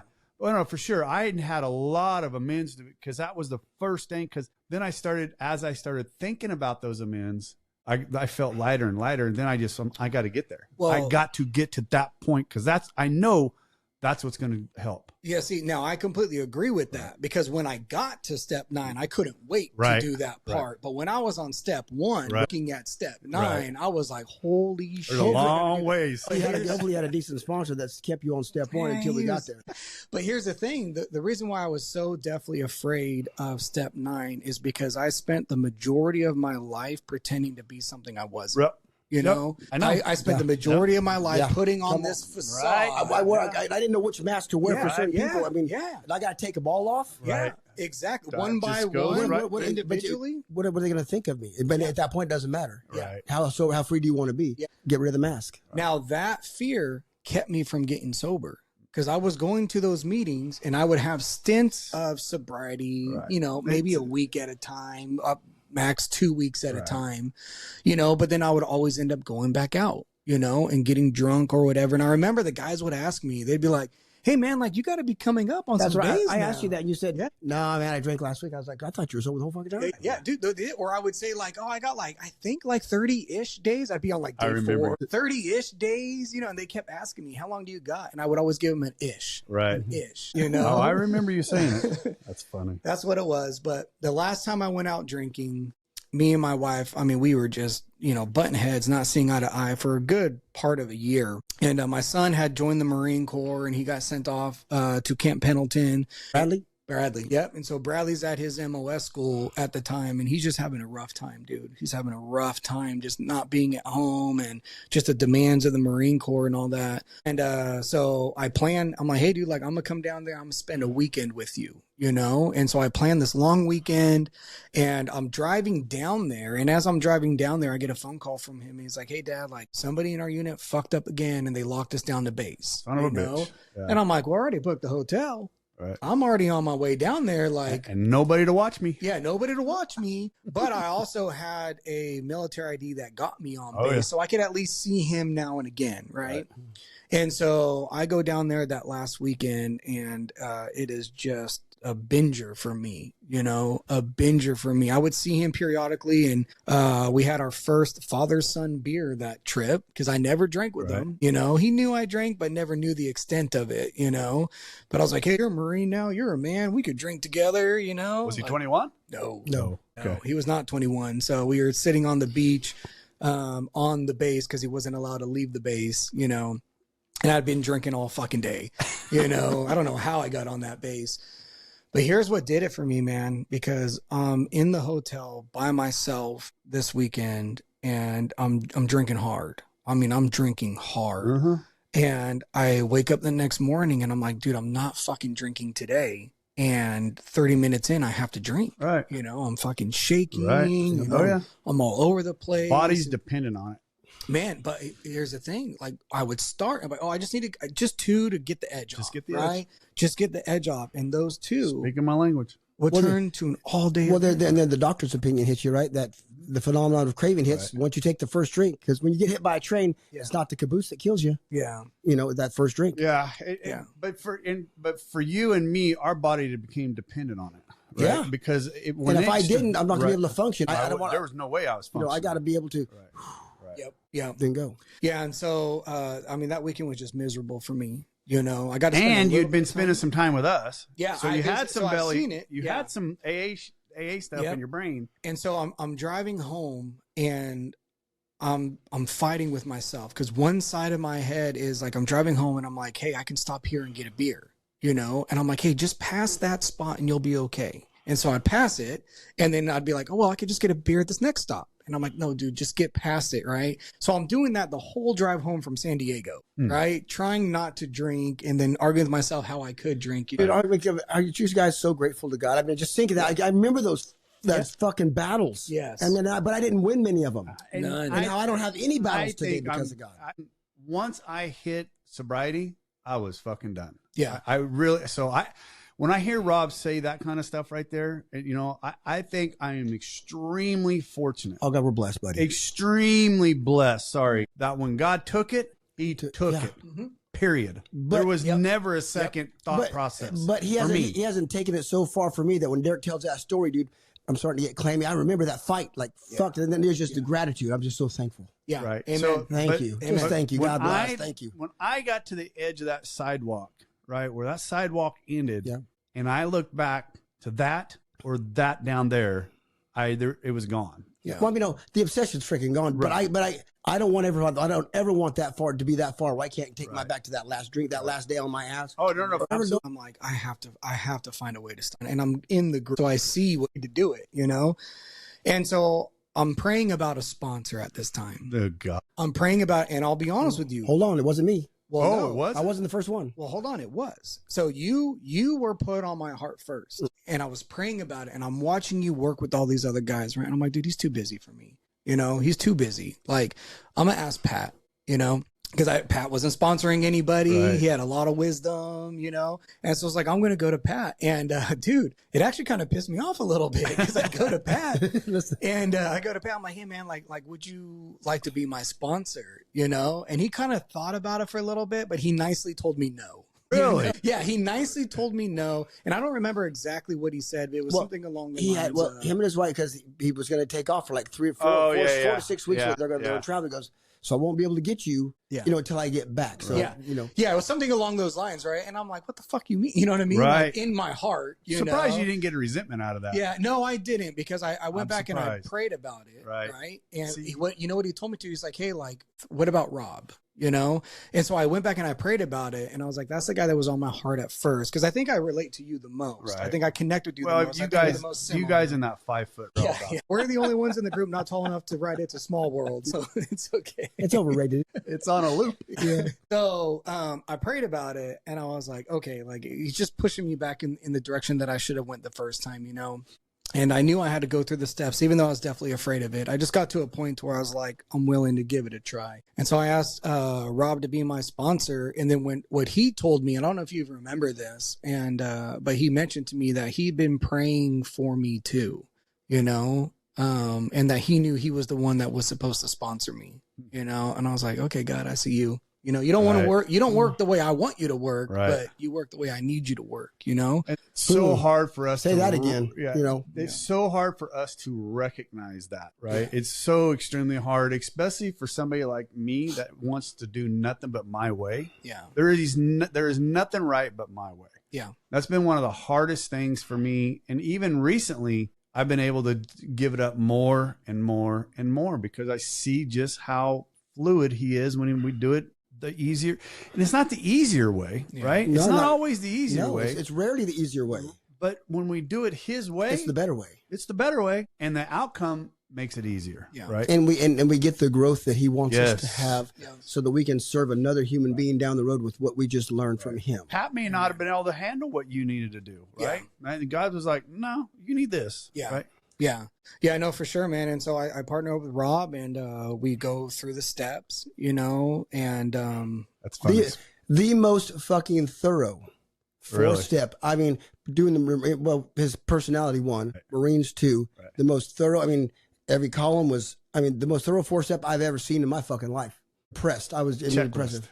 Checklist. No, but it was. I mean, you can tell he put thought. Right. It was the best one I've ever seen. I put heart into it, because I really. How long did it take you to do it? Took me quite a while. Did it? Yeah, it took me quite a while. I prayed about it. Not more than a week, because he got the homework. Within that week, he was done. No. I know. It's just for me, when I first started when I started into my 4-step, it just puked out of my brain. Oh yeah. But I had been thinking about it for a while, right? Yeah. Like I said, when I was at Maynard's and I was coming up, I knew what the steps were. I'd already read them, except for the unmanageability on that first step. But I was so ready to go down that step, and I was preparing for him to say, okay, here comes the 4th step. I was so prepared for it. And then when it started coming out on paper, I was like, just puked out. Yeah. Puked out. See, I don't know if I was really ready for it, but just living that dual life. But you attack it the way you attacked everything else in your life. Oh yeah. Oh, when I'm in it, I'm in it. Yeah. But also like living that dual life, like I kept replaying this over in my head, like, oh, what a wretched man am I? Mm-hmm. It just kept, the things I want to do, I don't do the things I. Paul. Yeah, exactly. And that's where I was. So like that list was never too far from my thought, because it was constantly replaying in my mind, living that dual life, But I get through the steps, man, and it was. I don't want to say it was easier than I thought, but it was a lot more relieving than I thought. Huh. It was just writing it down.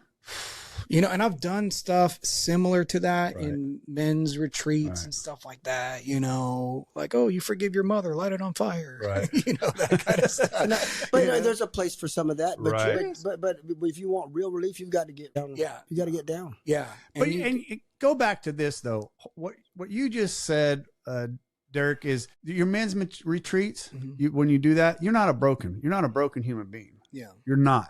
When you're doing these steps of Alcoholics Anonymous, But you're broken. What's got you to that point? Yeah. You're broken. Yeah. You were a broken individual, And even though ready. you had God, right? Even though you had God right there with you, you were broken. Okay, now finish this for me, because God loves a broken and contrite Heart. Right. Yeah. David. That's what he loves. Why does he love it though? Why would where you? we Why, learn, why would a baby. good God want us to have a broken and contrite heart? Where we Because that's learn. where it's open to him. Right. Yeah. That's when we will allow him to come in, to move in. Oh, I tell guys in my men's ministry all the time, man, like, sometimes God needs to wait for you to get to the end of yourself so you can find the beginning of him. Right. Right. Great 'Cause point. Otherwise you're not ready for that, Say that again. sometimes God allows you to get to the end of yourself Yeah. so you can get to the beginning of him, especially for guys like me, man. Like I was, stubborn and hard headed, and I can make it happen on my own.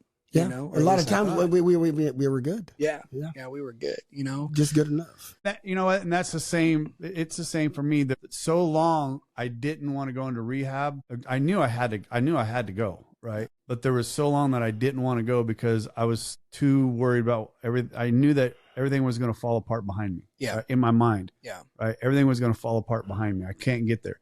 But God took me all the way to that end. He let me get all the way there. Right. I was in a matter of weeks before my world started falling apart around me. I said this to Katie the other day. I'm truly believe that I was within a few weeks of my world just collapsing. Oh, yeah. We have to be. Yeah. But before God's going to give us the desires of our heart, he's got to change our heart's desire. And that's a painful fucking process. Right. Yes, it is. And I don't trust him to do it my way. Yeah. And he's not going to. But when you're in enough pain, okay, whatever you got, I'll just say. And we think, okay, God, go ahead and do it. Whatever you're going to do, and I'll just live. But but what does he do? He picks us up. Yeah. And I've said that if you would have told me I had to go on the side of the freeway and pick up trash to stay sober in that period of time, I would have done it. Oh, yeah, every I'd day. have done anything to stay sober. But what I got to, okay, I'll do all that, but I got to do this. Do I have to do every step? Right. Do I really got to? Right. That's tough. Yeah. Well, what did Doug breaks say at the Saturday meeting when Doug finished reading what Sam did? It says, we had but two choices. Oh yeah. Go on to the bitter end, Right. blotting out the consciousness, or accept spiritual help. Right. And how many people come into the rooms? Those are your options, and they're still like, "Fuck, dude, how broken are you?" Right. But it's that choice. Right. Accept spiritual help. Right. Yeah. The unknown. What's the biggest fear of everybody? The unknown. Yeah. I was definitely unknown. When they dropped me off at rehab and I watched my family drive away, I watched them drive away and I look back at that. I'm like, I have no fucking clue what's getting ready to happen to me. No clue. Yeah. Right. And at that, about 4 days into it, I was like, I'm sober. I'm good. Yeah. I'm 2 good. days into it, I was leaving because I was just 4 I was days. Like I was like a cat in a room full of rocking chairs. I was coming out of my own fucking skin. But there's one gal, the crier, Julie. My wife asked me about her. She'd come out, and I was getting ready to leave and just walk. I remember my mom was there 30 years before, and she went down to the fucking bar, to the casino. I was like, I'm leaving. I just couldn't. I got to be anywhere but here. And this gal came out bawling. She looked at me. I mean, just tears and snot. It gets better. And she turns and walks back in. And I'm like, that's, but for whatever reason, I believed her. And I just stayed there and I met Chris the third day. Yeah. Come on. So I want to talk a little bit about what my life is like. Yep, absolutely. Now, That's what it's. Because like. This is where I got to hear him preach. Because I said, well, next time you get up on the pulpit, I want to hear sober. Right. One piece, Derek. Lay it down. Man, did a great job, actually. I appreciate that, man. I appreciate. Well, that's your gift, buddy. You and I have kind of the same gifts. That's why the military. Yeah. We're short and good looking, and we're studs. 100%. Absolutely. Could have left that part out. Well, we are though. Well, then it wouldn't be true. But we have the same gift. We have the same heart for help. I don't want to be up on the pulpit. I'd like to just be in front of a man with this here. Yeah. It's kind of my pulpit. But we have that. God's given us the same heart of service to Yeah, we're leaders of men. Yeah, that's what we do, and we do so that we can help them win the hearts of their wives and their children. Right. That's why we do what we do. But what it's like now. So when I first got going through the steps was awesome. It was painful, but it was awesome. Yep. Right. But even with that, like I didn't get the pink cloud everybody gets. Okay. You know how everybody is like, "Oh man, this is great! Like I'm free and I'm all this." What I got from the steps was the obsession was gone. Yep. The obsession was Absolutely. gone, and that in itself was well, and that's the you don't hear nothing about a pink cloud in this book. You hear about relieved, sanity, right? Restored to sanity, relieved of the obsession to drink. Yeah, and you saw this, and you saw the promises coming back pretty quickly. Oh yeah. See that, and that's the same for me. Okay, so now, but talk about the pink cloud and yeah. So the pink cloud, like I didn't have this aha moment, like everything is great, you know. But I did through the steps, and the obsession was gone. But I still wasn't like where I really wanted to be, if that makes sense. You know, no, I wasn't where I really wanted to be, and so I was still going to Monday nights, you know, and I would show up to Monday nights as often as I could because I knew I needed to stay connected, to stay sober. I just didn't know how connected I needed to be, you know.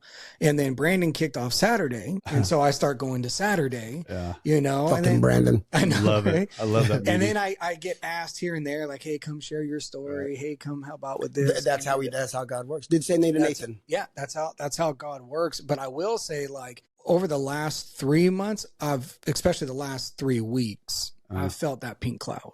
Nice. You know, And there's no reason you can't stay on that fucker. Trust me. No, I just feel like I'm finally there. Yeah. You know, because when Serenity. That's this. It's no fucking pink cloud for me. Yeah. It's that to me is serenity. Yeah. That what you describe. And I tell people that's not a pink fucking cloud. That's called serenity. Yeah. That's what that is. Yeah. That's it's a great total, way to put it. Total peace in your heart. Yeah. And then I said that Saturday morning, I don't go to meetings and do this thing for sobriety. Yeah. I go for that peace and that serenity in my heart. Yeah. And as long as I have that, alcohol don't stand a fucking chance. No, it really doesn't, man. It really does. Like I used to, like in, you know, my white knuckle days, like I would just avoid everything. And in fact, that was one of the arguments I would have with my wife because the only family I had in that time was my buddies. Or so I thought, you know? And I'm like, and I used to tell her all the time, this is such an asshole thing to say, but I'm like, babe, when the bottom of my world drops out, and it will, because it always does for me, these are the only guys who are going to be there. Right. And I used to tell her, I was like, hey, look, your mom and your dad, they call me son, but that is a conditional relationship. The second I blow this up, and I will, and you walk out that door, so do they. I am not their son. Right. And I've told them that one time, you know, in my brokenness and all that, you know, you know, but that's where my heart was. Right. Like you will only love me as long as I am worthy to be loved. You know, the second I am no longer worthy to be loved, you are gone, you know, and the only ones who are going to be here are these drunk alcoholic friends of mine. Yeah. But do you know now that that's not true? I know 100% that is not true. But it's hard to believe that when that's all you've known all your life. Because I still feel like from time to time that as blessed as I am right now and how great everything is in my life and how beautiful and I know it's God's working with me. I know all that, but in my mind, it's like, when's the shoe going to drop? Yeah. Right. That's that fear, but that's that fear that I'm working through right now. Right. Absolutely. And those are the things, because in my life, everything that was well growing up, everything that was well went away. Yeah. Right. And now I didn't have that, what you had, that despair. But when it fell apart for me. Yeah. I mean, it was nothing like what I'd had for the first 12 years. And that's a brutal place to be. Yeah. And still have that fear in my heart after 35 years of a beautiful marriage, after everything her and I have built, to still have that fear in my heart, it's brutal. It's not fun to have. He who has put you into my hand, I will not lose one. Yeah. That's where, and I had to get to that because, you know, when people talk about acceptance. Yep. Right. And it's got a bad connotation in AA, which is bullshit. Shouldn't have. For me, the hardest thing to accept when I got here and feeling we were feeling was the blessings. Yeah. I would hold on to them very loosely because I'm just waiting for them to drop because I don't deserve this shit. Same as me. That's what I'm saying. But then when it wasn't really in a dream. It was just I was driving down and, you know, the Bible verse came in and God says, you know, or Jesus, the Father's put you in my hand. Yeah. Yeah, so it's those, and that is, to me, is that fear part. And I've started talking about it last week, and I started working through it. But that has been more and more and more on my heart in the last 6 months because of and I think it's because of my job. Right, I truly believe I'm in a spot now that God is put me right where I need to be because there's so many people there that need to hear what I have to say. Yeah. But he had to make you this man. Yes. He had to get me to hear. Well, look, he got you to that place first. Right. So that man could humble you a little more. Yep. And then brought you to where he wants you. But that's why when we do these steps and we talk with these men, and I try to tell them if they want to get in a relationship, or Aaron, they want because they see all the married men and don't. Right. Yeah. Because even if he brings you the perfect woman or and I was telling this to one of my waymasters, even if he brings you the perfect man, it will fail. Not because of him, because of you. Yeah. Right. You are not the right person yet. Let God mold you that way, because God don't fail. No. And if he molds you, then brings, it won't fail. And that's what he did. It won't fail. I mean, that's what he did with you. When I left the company I was working for, I went because God brought an opportunity in my heart. Yeah. Because I had to get away from where I was at. I had to. It was I would have went to work for Walmart just to get out of there.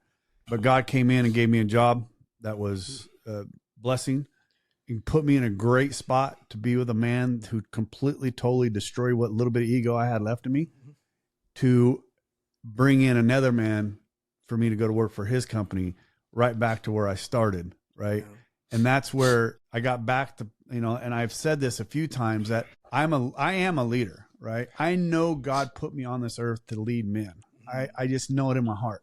And when I don't have that opportunity, I feel like stuffed, right? Like I'm not doing what I need to be doing. And I have to do that to make myself feel whole. And I get frustrated. So when I was at the other place, I didn't have that opportunity, and God knew it, right? He brought this whole other thing into my life, and I had such a hard time leaving what I felt like God gave me. And I had a battle going back and forth. I had such a hard battle, but I finally came to the conclusion, God is working through me to get to where that is. And where I'm at now, I truly believe God has blessed me beyond measures. And that's why I am where I am. Yeah. Right. So, he who comforts us in our troubles does so we can comfort others in their trouble. And that's the only reason. Right. Yep. Right. And when you understand God's grace better, and I got to finish what I said, because I do. I wasn't going to let you go away. Yeah. God will put to use whatever but he said, he puts you through. I was giving you a minute. The Father put me, what Jesus said, the Father put you in my hands. I won't lose you. Right. And that was my biggest fear. Yeah. So, but that's where he's got me now, because I'm struggling right now. I'm not going to lie. I'm struggling. And not because, you got your year. Brandon's like a year and 4 months. Daniel gets a year the 4th. Sam gets a year the 17th of February. And I'm like, so a year and a half ago, I was obviously a very busy man. Right. You were. I haven't had anybody for a while. Why not? God's giving you a break. But am I doing something wrong? No. That's what I think. No. Okay, you go back and listen to the episode where me, Bonnie, and my wife chewed on your ass I know. for a while. You go back and listen to that. You were broken. He finds another way to handle the bad, to humble. You were broken, bud. He's got another guy, the guy just grappled. He was a believer, right? He comes to you in another way. Game plans for me, so now I'm humbled. But I need, But he's giving you what your I body need in a different way, and that's the same way as my surgery. But I love, but I just like so. Give me somebody. Yeah, bring me somebody. He's gonna bring you somebody you didn't expect. I'm gonna go take an AA guy hostage. Yeah, you need a sponsor? Yeah, you do. Fucker, you remind me. Just go to the bar and grab somebody. Come on, motherfucker! You're getting sober today. Hey, put him in an arm bar. You can't get out of this shit. You're getting sober today. You need this, motherfucker. That's funny. Derek, it's been an amazing to watch. Once I realized, hold on. Do you want to fit about the pink light? Because we got to make finished. Yeah, no, I was pretty much done with that, man. Like, just Man, how is life today with the home? Oh, with amazing, all 6 man. kids. Here's the thing, right? Because you got kids that are older that saw it. Yeah. And now the younger and kids. like I said, I want you to bring them on here. Yeah. We'll do it one by one. Yeah. Because I'm going to tell you, there's nothing more healing than what I went through with my daughters. Yeah. Right here. It was an amazing process. Yeah. So life now, man, it's great. And here's the thing. I think the biggest difference with it is I'm truly happy with who I am. Right. And that's the cloud you're sitting on, because the man that you want to be, that you put out, and the man that's, you're whole now.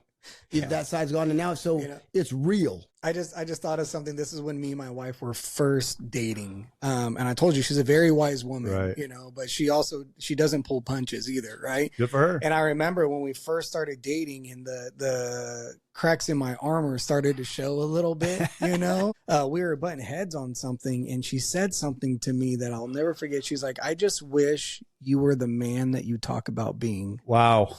Wow. All right. All right. You know, but here's the thing. The thing is here, Oh, she saw the potential. And she says that all the time. She Right. tells She everybody knew- all the time. She I knew what says, God could I make saw the potential. I Right. saw the potential. She's And like, she had faith in her God. yep. To bring it. She saw the potential. Now what she sees that, Yeah. you know, she sees the man that I am is the same man that I talk about being, Right. you know, I'm not living that dual life anymore. And the man she that saw it. that allows God Right. to keep molding, keep Yeah. bending, and Oh, that's yeah. beautiful. She Yeah. saw it. Yeah. That's amazing. Yeah. So it's been amazing process. I'm going to bring one thing up because you started to talk about it and you said, I'll get to it a little bit later. Mhm. When Rob asked you about your brothers and, you know, do you reach out to those guys that you know are struggling? Are you in touch with some of those guys just to find out where they're at? Have you used your sobriety for those guys that you were with in the Marines and started working through that? No, so I talk to them periodically, off and on. Okay. Usually they reach out for like a lifeline kind of thing. Right. A couple years back, I got rid of all social media, Okay. and so I've never been on it. He made me get back on it, Yeah. or get on it for the first time. yeah, Make well, I you kind do of, a fucking thing. Instagram. I regret it a little bit. Like I needed to do it for my own spiritual Right. walk. Like Right. it was just doing things inside of me that weren't healthy, that weren't good, and so I got rid of it. But because of that, I've lost a lot of ways to connect with some of these guys. Gotcha. You know, and here's the thing: the truth of the matter is, I don't think any of them know I'm sober now. Okay. You know, and so that's a good challenge for me is to get the word out there. And Yeah. because of Jim, who's on here, I know because it's that, you know, when I have a truck driver come talk to me and we're talking, we speak a language that's different than everybody else, Yeah. right? Same way as firemen, when they speak a language that's different. No, you're right. It's just a different click, Yeah. right? Or first responders in itself, right? You're just in a different, you know, just maybe encourage you, try to reach out to that. It may be I know you're busy, but Yeah. man, there's a lot of people that can use a sober Marine. Oh, right? 100%. Yeah. I mean, there is Yeah. a lot of people, especially Yeah. some that have seen what you've seen, Yeah. right? I mean, look how you had to pause when Rob asked you how many of your brothers did you lose. I mean, you Yeah. had to pause, Yeah. right? And how many of those brothers have you lost to alcohol and other shit at home, Yeah. not even at war, A lot. right? Yeah. There's a lot. Oh, yeah. A lot. And Rob and I, maybe Rob more than me because he was there, but I couldn't go help in a VFW or anything like that. I couldn't. Yeah, No you idea can't. what them people have been through. Yeah. No idea. Yeah. Same way you couldn't go on a truck, you know, anywhere and talk to these guys that spend Yeah. all these hours on the road. Yeah. They're just different languages. Same reason why our non-alcoholic spouses couldn't Yep. help us with our Right. Oh, alcoholism. yes. Right. Absolutely. You know? They're 100% true. Or a non-alcoholic person that doesn't understand, why can't you just stop drinking? Yeah. Motherfucker, because I can't. Yeah. Do you not know that? Yeah. I've heard that so many times. Why couldn't you just put the bottle down? Because I didn't know how to. Yeah. I didn't have the ability. I didn't have the bit, nor did I know how to. Yeah. It took a whole end of the walk for me to go, okay, I know I got to stop this. Now I need somebody to tell me how. Yeah. Right. And that's where this podcast and everything that we do is I try to get, we're all in situations where we can help. And I've said Somebody. that. Yes. And that's where the job. Dirk, Right. appreciate this. That's our ministry. Right. God has given us the book tells on page 19. Right. None of us make a sole vocation of this work, but a better demonstration of these principles lies before each of us in our respective homes. Right. That's where our ministry starts. Right. Occupations, at our jobs, at affairs, and in your life. Amen. Wherever we are supposed to carry the message of hope. Yeah. Supposed to be the salt and light to the And world. God will bring into our lives those that need to hear it. Right. Yeah. But we got to be ready to give an answer. And that's why we talk about being sober out loud, right? There's no difference to me, there's no difference in wearing a cross around your neck as me wearing the AA symbol on my arm, right? To me, there's no difference. Hey, but before we go, there's two things I want to say. One about the podcast we just did. Okay, for anybody listening, when I was busting Larry's balls about NA and Celebrate Recovery, I was just doing it to get a rise out of him because I love it.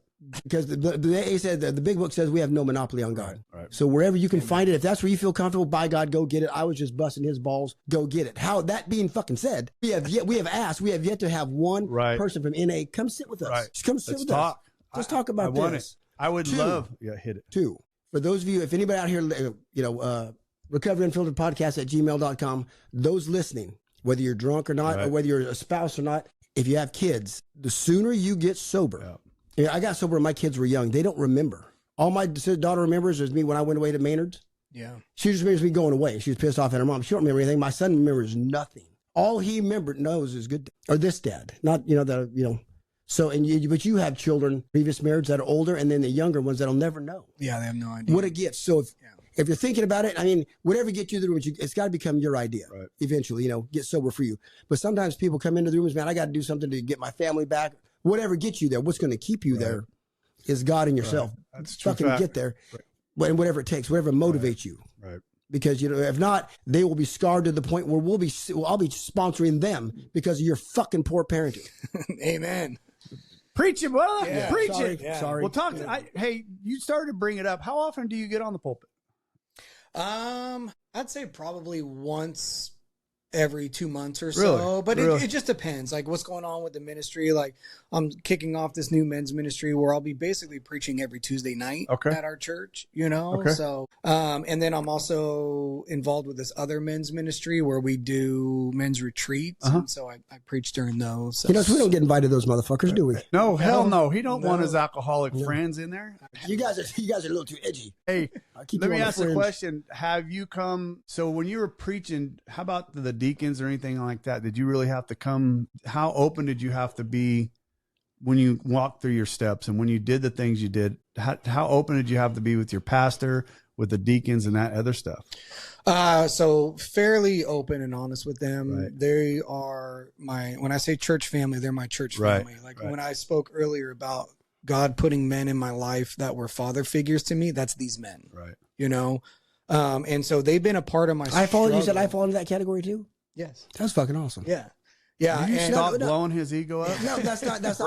Brad called. That's not my point. Rob and he's not because we're not that. I mean, how old are you? Yeah.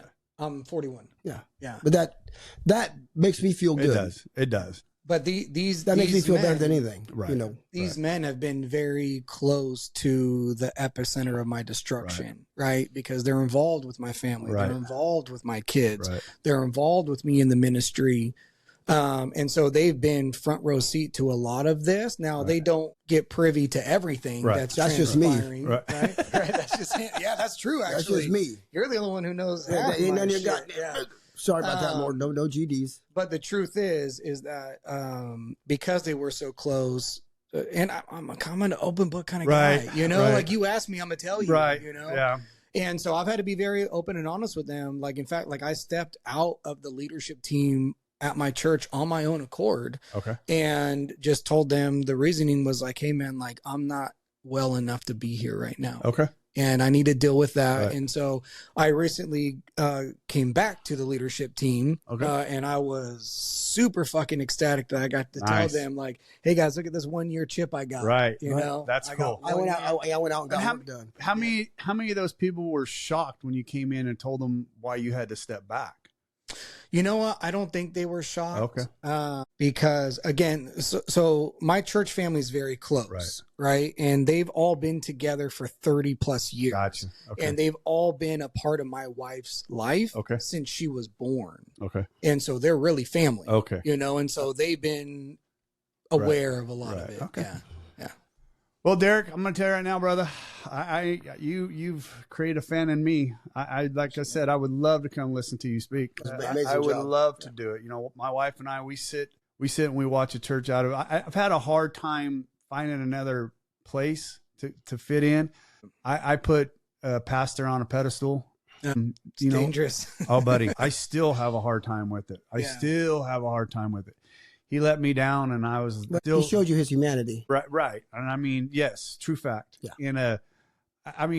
To the point where I reached out to him to try and help me with my alcoholism, and he still wouldn't, and it still got no response. Right. Yeah. So, and I don't blame him. Right. He's a human being himself, God and he had to bring you to the right midget. So, So, I mean, so when I listen to people speak, I listen to a guy out of Texas I absolutely love. I just read his book. He's an amazing man. I think I know who you're talking about. Yeah, Ed. Yeah. Amazing to listen to him preach. I just love it. And he's down on my level. He speaks my language and I love it. Right.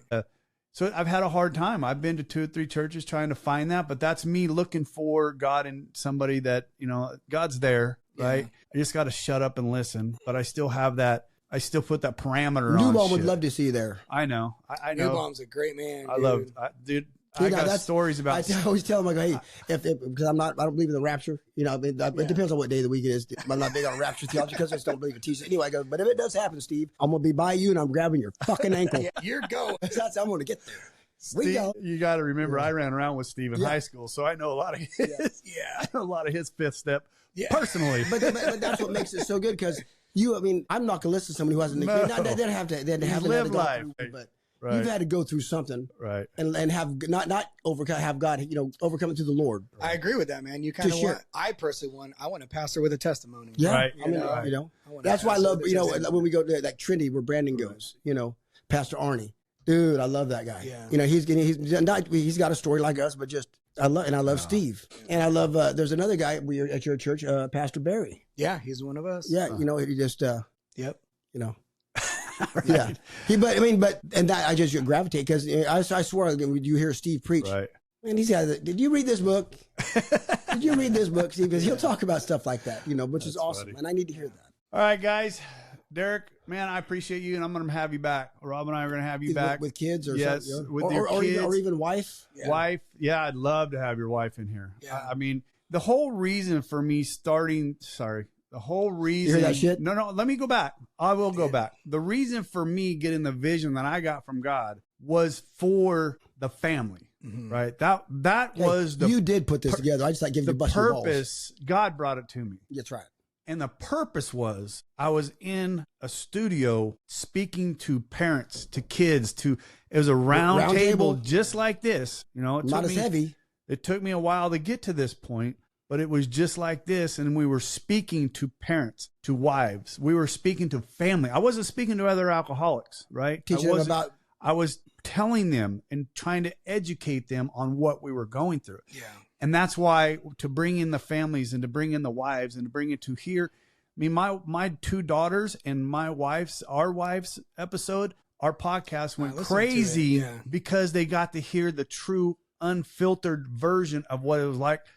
What happened and what it's like now. Yeah. That's the blessing. They get to see, this can work for us. It takes work, but it can work. Plus, I'm sure my wife will tell you guys a bunch of shit I left out. I would love that. I'd love that.